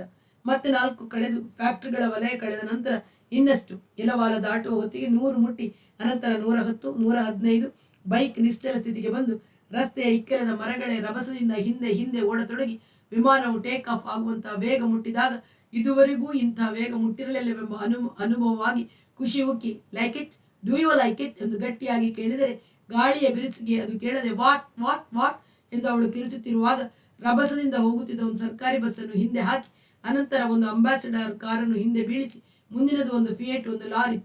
ಲಾರಿಯವನು ಜಾಗ ಬಿಡುವುದಿಲ್ಲ ಎಂದು ಮನಸ್ಸಿನಲ್ಲೇ ಬೈದುಕೊಂಡು ಸ್ಥಳ ಸಾಧಿಸಿ ಮುಂದೆ ನುಗ್ಗಿ ರಸ್ತೆ ಅಂದರೆ ದಡದಲ್ಲಿ ಯಾವ ಹಳ್ಳಿಯೂ ಇರಬಾರದು, ಕೆರೆ ಕಟ್ಟೆ ಕೊಡದು, ಕೆರೆಯ ಏರಿ ಬಾಗು ಬಳುಕುಗಳಿಲ್ಲದೆ ಸರಳ ರೇಖೆ ಎಂದಿದ್ದರೆ 130, 140, 150, 60 ಮುಟ್ಟಿ ದಾಟಿ ಎಂಬ ಕಲ್ಪನೆ ನುಗ್ಗುತ್ತಿರುವಾಗ ಎಡಗಡೆಯಿಂದ ಹುಣಸೂರು ಹಿಂದೆ ಬಿದ್ದು 48 ಕಿಲೋಮೀಟರ್ ಕಳೆಯಿತೆಂಬ ಲೆಕ್ಕ ಸಿಕ್ಕಿತು. ಅಷ್ಟರಲ್ಲಿ ವೇಗ ಅಭ್ಯಾಸವಾಗಿ ಮನಸ್ಸು ತನ್ನನ್ನು ತಪ್ಪಿ ಕೂತ ಅವಳ ಸೌಷ್ಠವ ಮೈಯ ಅರಿವನ್ನು ಅನುಭವಿಸಲು ತಿರುಗಿತು. ಈ ಅರಿವಿನಿಂದ ವೇಗ ಇನ್ನಷ್ಟು ಏರಿತು. ಗಾಳಿಯ ರಭಸಕ್ಕೆ ಗಾಡಿ ತೋರನ ಕಳೆದುಕೊಂಡು ತೂಗುವಂತೆ ಭಾಸವಾಗಿ ಇನ್ನು ಹೆಚ್ಚಿಸಲಿಲ್ಲ. 110, 115 ಕಿಲೋಮೀಟರ್ ವೇಗದಲ್ಲಿ ತಾನು ಇದುವರೆಗೂ ಹೋಗಿರಲಿಲ್ಲ. ಇಬ್ಬರು ತೂಕವಿದ್ದರೆ ಗಾಡಿ ಹೆಚ್ಚು ವಾಲುವುದಿಲ್ಲ. ಅದರಲ್ಲೂ ಇವಳು ಇಂಥ ಮೈಕಟ್ಟಿನವಳು. ಹೀಗೆ ಒಂದೇ ಶರೀರವೆನ್ನುವಂತೆ ತಪ್ಪಿ ಕೂತರೆ ವಾಹನದ ಮೇಲೆ ಹೆಚ್ಚಿನ ನಿಯಂತ್ರಣವಿರುತ್ತದೆ ಎಂದುಕೊಳ್ಳುವಾಗ ಪಿರಿಯಾಪಟ್ಟಣ ಬಂತು. ರಸ್ತೆಯ ಇಕ್ಕೆಲೆಗಳಲ್ಲೂ ಊರು, ಮನೆಗಳು, ಜನ, ವಾಹನ, ನಾಯಿ, ದನಗಳಿದ್ದರಿಂದ ವೇಗವನ್ನು 60ಕ್ಕೆ 50ಕ್ಕೆ ತಗ್ಗಿಸಬೇಕಾಯಿತು. ಊರು ಕಳೆದು ಮತ್ತೆ ರಭಸ ಏರಿಸುವಾಗ ಅವಳು, ಎಲ್ಲಾದರೂ ಒಂದು ಗಳಿಗೆ ಕೂರೋಣ, ವಾಪಸ್ ಇದೇ ವೇಗದಲ್ಲಿ ಹೋಗೋಣ ಎಂದಳು. ಯಾಕೆ, ಸುಸ್ತಾಯ್ತಾ? ತನ್ನ ಹೊಟ್ಟೆಯನ್ನು ಬಳಸಿದ್ದ ಅವಳ ಕೈಗಳ ಮೇಲೆ ತನ್ನ ಎಡಗೈಯಿಂದ ಒಂದು ಪೆಟ್ಟು ಹಾಕಿ ಗೆಲುವಿನ ಅಟ್ಟಹಾಸದಿಂದ ಕೇಳಿದ. ಸುಸ್ತಲ್ಲ, ಖುಷಿಯಾಯಿತು. ಸ್ವಲ್ಪ ಹೊತ್ತು ಕೂತು ಅನುಭವಿಸಿದ ವೇಗವನ್ನು ಮನನ ಮಾಡಿಕೋಬೇಕು. ಮುಂದೆ ರಸ್ತೆಗೆ ಅರ್ಧ ಫರ್ಲಾಂಗ್ ದೂರವಿದ್ದ ಒಂದು ದೊಡ್ಡ ಬೇವಿನ ಮರದ ನೆರಳಿನಲ್ಲಿ ಗಾಡಿಯನ್ನು ನಿಲ್ಲಿಸಿ ನೆಲದಲ್ಲಿ ಉಬ್ಬಿ ಹರಡಿದ್ದ ಬೇರಿನ ಮೇಲೆ ಅವರು ಮೈಗೆ ಮೈ ತಗುಲಿಸಿ ಕೂತರು. ನಿನಗೆ ಮೋಟಾರ್ ಬೈಕ್ ಸವಾರಿ ಬರೋಲ್ವೇ? ಅವನು ಕೇಳಿದ. ಇಲ್ಲ, ನಾನು ಕಳಿಸ್ಕೊಡ್ತೀನಿ. ನನ್ನ ಡ್ಯಾಡಿಗೆ ಭಾಷೆ ಕೊಟ್ಟಿದ್ದೀನಿ. ನಾನು 2 ಚಕ್ರ ವಾಹನ ಏರ್ತೀನಿ ಅಂದ್ರೆ ಅವರಿಗೆ ಭಯ. ತುಸು ಅಪಘಾತವಾದರೂ ಅದರಲ್ಲಿ ಪೆಟ್ಟು ಬೀಳೋದು ಸವಾರನಿಗೆ. ಕಾರ್ ಅಂದರೆ ಮೊದಲು ಪೆಟ್ಟು ಬೀಳೋದು ವಾಹನಕ್ಕೆ. ಅಂತ ಕಾರ್ ಕೂಡ ನಡೆಸ್ತೀನಿ. ಅಂಬಾಸಿಡರ್, ಫಿಯಟ್, ಹೆರಾಲ್ಡ್ ಡ್ಯಾಡಿಯೇ ಹೇಳಿಕೊಟ್ಟರು. ಎಷ್ಟು ಸ್ಪೀಡು? ನಗರದೊಳಗೆ 40, ಹೊರಗೆ 60 ದಾಟಬಾರದು ಅಂತ ಕಲಿಸುವಾಗಲೇ ಕಟ್ಟು ಹಾಕಿದ್ರು. 70 ಮುಟ್ಟಿದ್ದೀನಿ. ಆದರೆ ನಗರದ ಹೊರಗೆ ನಡೆಸಿ ಅಭ್ಯಾಸ ಮಾಡಿಕೊಳ್ಳೋ ಅವಕಾಶವೇ ಸಿಕ್ಕಿಲ್ಲ. 2 ಚಕ್ರ ಹತ್ತೋಲ್ಲ ಅಂತ ಅವ್ರಿಗೆ ಭಾಷೆ ಕೊಟ್ಟ ಮೇಲೆ ಯಾಕೆ ನನ್ನ ಹಿಂದೆ ಕೂತೆ? ನಾನು ನಡೆಸೋಲ್ಲ ಅಂತ ಅಂದರೆ ನಡೆಸೋರ ಹಿಂದೆ ಕೂರೋಲ್ಲ ಅಂತ ಏನಿಲ್ವಲ್ಲ. ಅವನಿಗೆ ಈ ಉತ್ತರದಿಂದ ಹಿತವಾಯಿತು. ಅವಳು ಮುಂದುವರಿಸಿದಳು. ಮೋಟಾರ್ ಸೈಕಲ್ನಲ್ಲಿ ಹೋಗುವಾಗ ಸಿಕ್ಕುವ ವೇಗದ ಅನುಭವ ಕಾರಿನಲ್ಲಿ ಖಂಡಿತ ಸಿಕ್ಕೋಲ್ಲ. ಜೆಟ್ ವಿಮಾನದ ಗಂಟೆಗೆ 600 ಮೈಲಿ ಹಾರುತ್ತೆ. ಅದರಲ್ಲಿ ಕೂತಾಗ ಮೋಟಾರ್ ಬೈಕಿನ ವೇಗದ ಅನುಭವ ಬರೋಲ್ಲ. ಯಾಕಂದ್ರೆ ನೀನು ಒಂದು ಗೂಡಿನ ಒಳಗೆ ಕುಡಿ ಕೂತಿರ್ತೀಯ. ಇವತ್ತು ನೀನು ಬಂದ ವೇಗ ಇದೆಯಲ್ಲಾನು, you are really the super speed king ಎಂದು ಬೆನ್ನು ತಟ್ಟಿದಳು. ವಾಪಸ್ ಹೋಗುವಾಗ ಹಿಂಬದಿಯ ಸೂರ್ಯ, ಹಿಂಬದಿಯಿಂದ ಬೀಸುವ ಗಾಳಿ, ವೇಗ ಅಷ್ಟೇ ಇದ್ದರೂ ಚಾಲನೆ ಹೆಚ್ಚು ಸುಖಕರವಾಗಿತ್ತು. ಒಬ್ಬರಿಗೊಬ್ಬರು ನಡುವೆ ಮಾತನಾಡಿಕೊಂಡು ಹೋದರು. ಅನಂತರ ಅವರಿಬ್ಬರು ಜೊತೆಯಲ್ಲಿ ವೇಗದ ಸವಾರಿ ಹೋಗತೊಡಗಿದರು. ನೀಲಗಿರಿ ರಸ್ತೆ, ತಿರುಮಲಕೋಡಲು, ತರಸೀಪುರ ರಸ್ತೆ, ಬನ್ನೂರು ರಸ್ತೆ, ಬೆಂಗಳೂರು ರಸ್ತೆ, ಮಡಿಕೇರಿ ರಸ್ತೆ, ಹೀಗೆ ದಿವಸ ತೋಚಿದ ರಸ್ತೆಯಲ್ಲಿ ವೇಗವಾಗಿ 30-40 ಮೈಲಿ ಓಡಿಸದೇ ವೇಗದಲ್ಲಿ ಹಿಂದಿರುಗುವುದು ಒಂದು ಅಂಟು ಅಭ್ಯಾಸವಾಯಿತು. ಹಿಂದಿರುಗಿದ ಮೇಲೆ ನೇರವಾಗಿ ತಮ್ಮ ತಮ್ಮ ಹಾಸ್ಟೆಲ್ಗಳಿಗೆ ಹಿಂದಿರುಗುತ್ತಿರಲಿಲ್ಲ. ಯಾವುದಾದರೂ ಒಂದು ಕ್ಷಿಪ್ರ ಆಹಾರದ ರೆಸ್ಟೋರೆಂಟ್ಗೆ ಹೋಗಿ 1 ತಾಸಾದರೂ ಕೂರುವುದು. ಮಬ್ಬು ಬೆಳಕು, ಏಕಾಂತದ ಆಸನ ವ್ಯವಸ್ಥೆ, 40-50 ರೂಪಾಯಿವರೆಗೆ ನಿಧಾನವಾಗಿ ತಿನ್ನುತ್ತಾ ಕೊನೆಗೆ ಐಸ್ ಕ್ರೀಮ್ ಸವಿಯುತ್ತಾ ಕೂರುವರು. ಅವಳು ಒಂದು ದಿನವೂ ಅವನ ಕೈಯಲ್ಲಿ ರೆಸ್ಟೋರೆಂಟ್ ಬಿಲ್ ಕೊಡಿಸುತ್ತಿರಲಿಲ್ಲ. ಮೋಟಾರ್ ಬೈಕಿನ ಪೆಟ್ರೋಲು, ಸವೆತದ ಖರ್ಚು ನಿನ್ನದಾದರೆ ತಿಂಡಿಯ ಖರ್ಚು ನನ್ನದು, ಸಮವಿರಲಿ ಎಂಬ ಗ್ರಹಿಕೆಯನ್ನು ಮಾತನಾಡದೆ ಅವಳು ಮೂಡಿಸಿದಳು. ಒಂದು ದಿನ ಅವನು ಕೇಳಿದ, ನೀನು ಹೀಗೆ ಎಷ್ಟು ಖರ್ಚು ಮಾಡಿದ್ರೆ ನಿನ್ನ ತಂದೆ ಕೇಳೋಲ್ವಾ? ಓಹ್, ಉತ್ತರ ಹೇಳಬಹುದೋ ಬಾರದೋ ಎಂದು ಅವಳು 1 ನಿಮಿಷ ತನ್ನೊಳಗೆ ತಿರುವಿ ಹೇಳಿದಳು. ಆನಂತರ ಇಷ್ಟಕ್ಕೂ ನಾನು ಅಂತ ಜಾಸ್ತಿ ಖರ್ಚು ಮಾಡ್ತಿರೋದಾದ್ರೂ ಏನು ಎಂದಳು. ಅವನು ಈ ಪ್ರಶ್ನೆಗೆ ಮತ್ತೆ ಕೆದಕಲಿಲ್ಲ. ಬೇರೊಂದು ಸಂದರ್ಭದಲ್ಲಿ ಒಂದು ಮಾಹಿತಿ ಅವಳಿಂದಲೇ ತಿಳಿಯಿತು. ಅವಳ ತಂದೆ ಕರ್ನಲ್ ಆಗಿರುವುದು ಯುದ್ಧ ಮಾಡುವ ಆರ್ಟಿಲರಿ ಅಥವಾ ಟ್ಯಾಂಕ್ ಪಡೆಯಲಲ್ಲ, ಇಂಜಿನಿಯರಿಂಗ್ ವಿಭಾಗದಲ್ಲಿ. ಅವಳು ಅವನಿಗಿಂತ 2 ವರ್ಷ ಮುಂದೆ ಇದ್ದುದರಿಂದ ಆಗಾಗ್ಗೆ ಅವನ ಪಾಠದ ವಿಷಯದಲ್ಲೂ ಅವಳನ್ನು ಕೇಳುತ್ತಿದ್ದ. ಮನಸ್ಸು ಬಂದರೆ ಆ ವಿಷಯ ತನ್ನ ನೆನಪಿನಲ್ಲಿದ್ದರೆ ಅವಳು ವಿವರಿಸುತ್ತಿದ್ದಳು. ಇಲ್ಲದಿದ್ದರೆ ನಾನು ನೀನು ಸೇರಿದಾಗ ಆ ವಿಷಯ ಯಾಕೆ ಮಾತಾಡಬೇಕು ಹೇಳು, ಬೋರಿಂಗ್ ಎನ್ನುವಳು. ಒಂದು ದಿನ ಎಂದಳು, ನಾನು ತುಂಬಾ ದ್ವೇಷಿಸುವ ವ್ಯಕ್ತಿ ಅಂದ್ರೆ ಯಾರು ಗೊತ್ತಾ? ಹೇಗೆ ಹೇಳಲಿ? ಹೇಳಿದ್ರೆ ನೀನು ನನ್ನನ್ನು ಪೂರ್ತಿ ಅರ್ಥ ಮಾಡಿಕೊಂಡಿದ್ದೀಯ ಅಂತ. ಈ ಐಸ್ ಕ್ರೀಮ್ ತಿನ್ನೋ ತನಕ ಟೈಮ್ ಕೊಟ್ಟಿದ್ದೀನಿ, ಯೋಚಿಸು. ಅವನು ಊಹಿಸಿದ 4 ಹೆಸರುಗಳು ತಪ್ಪಾದವು. ಕೊನೆಗೆ ನಾನು ಸೋತೆ. ನೀನೇ ಹೇಳು ಎಂದ ಮೇಲೆ ಐನ್ಸ್ಟೀನ್ ಎಂದಳು. ಅವನಿಗೆ ಆಶ್ಚರ್ಯ. ಮಾನವ ಇತಿಹಾಸದಲ್ಲಿ ಇದುವರೆಗೂ ಹುಟ್ಟಿರುವ ಅತ್ಯಂತ ಮೇಧಾವಿಯಾದ ವಿಜ್ಞಾನಿಯನ್ನು ಇವಳ್ಯಾಕೆ ದ್ವೇಷಿಸಬೇಕು ಎಂಬ ಅಪ್ರಸನ್ನ ಕುತೂಹಲದಿಂದ ಅವನ ಮುಖ ನೋಡಿದ. ಯಾಕೆ ಗೊತ್ತಾ? ವೇಗಕ್ಕೆ ಮಿತಿ ಹಾಕಿದವನು ಅವನು. ಬೆಳಕಿನ ವೇಗ ಅವನಿಗಿಂತ ಮೊದಲು ಗೊತ್ತಿತ್ತು. ಬೆಳಕಿಗಿಂತ ಹೆಚ್ಚು ವೇಗವಾಗಿ ಸಾಗುವ ಯಾವ ವಸ್ತು ಅಥವಾ ಶಕ್ತಿಯೂ ಇಲ್ಲ ಅಂತ ಗಣಿತ ಸೂತ್ರ ಹಾಕಿ ಸಿದ್ಧಾಂತ ಮಾಡಿ ಕೂರಿಸಿಬಿಟ್ಟನಲ್ಲ ಅವನು. ನಮ್ಮಂತ ವೇಗ ಪ್ರೇಮಿಗಳ ವೇಗದ ಮೇಲೆ ತಣ್ಣೀರು ಸುರಿಸಿ ಕೂರಿಸಿದ ಹಾಗಾಗ್ಲಿಲ್ವೇ? ಅನುಪ ಯೋಚಿಸಿದ. ನಿಜ ಎನಿಸಿತು. ಸೆಕೆಂಡಿಗೆ 1,86,000 ಮೈಲಿ ಮಾತ್ರ. ತುಂಬಾ ನಿಧಾನ. ಅವನ ಮನಸ್ಸಿಗೆ ಭಾವನೆಗೆ ನಿರಾಶೆಯಾಯಿತು. ಏನಾದರೂ ಮಾಡಿ ಐನ್ಸ್ಟೀನ್ನ ಸಿದ್ಧಾಂತವನ್ನು ಖಂಡಿಸಬೇಕು. ವೇಗದ ಮಿತಿಯನ್ನು ಏರಿಸಬೇಕು. ಎಷ್ಟಕ್ಕೆ? ಬೆಳಕಿನ 2ರಷ್ಟು, 4ರಷ್ಟು, 10ರಷ್ಟು.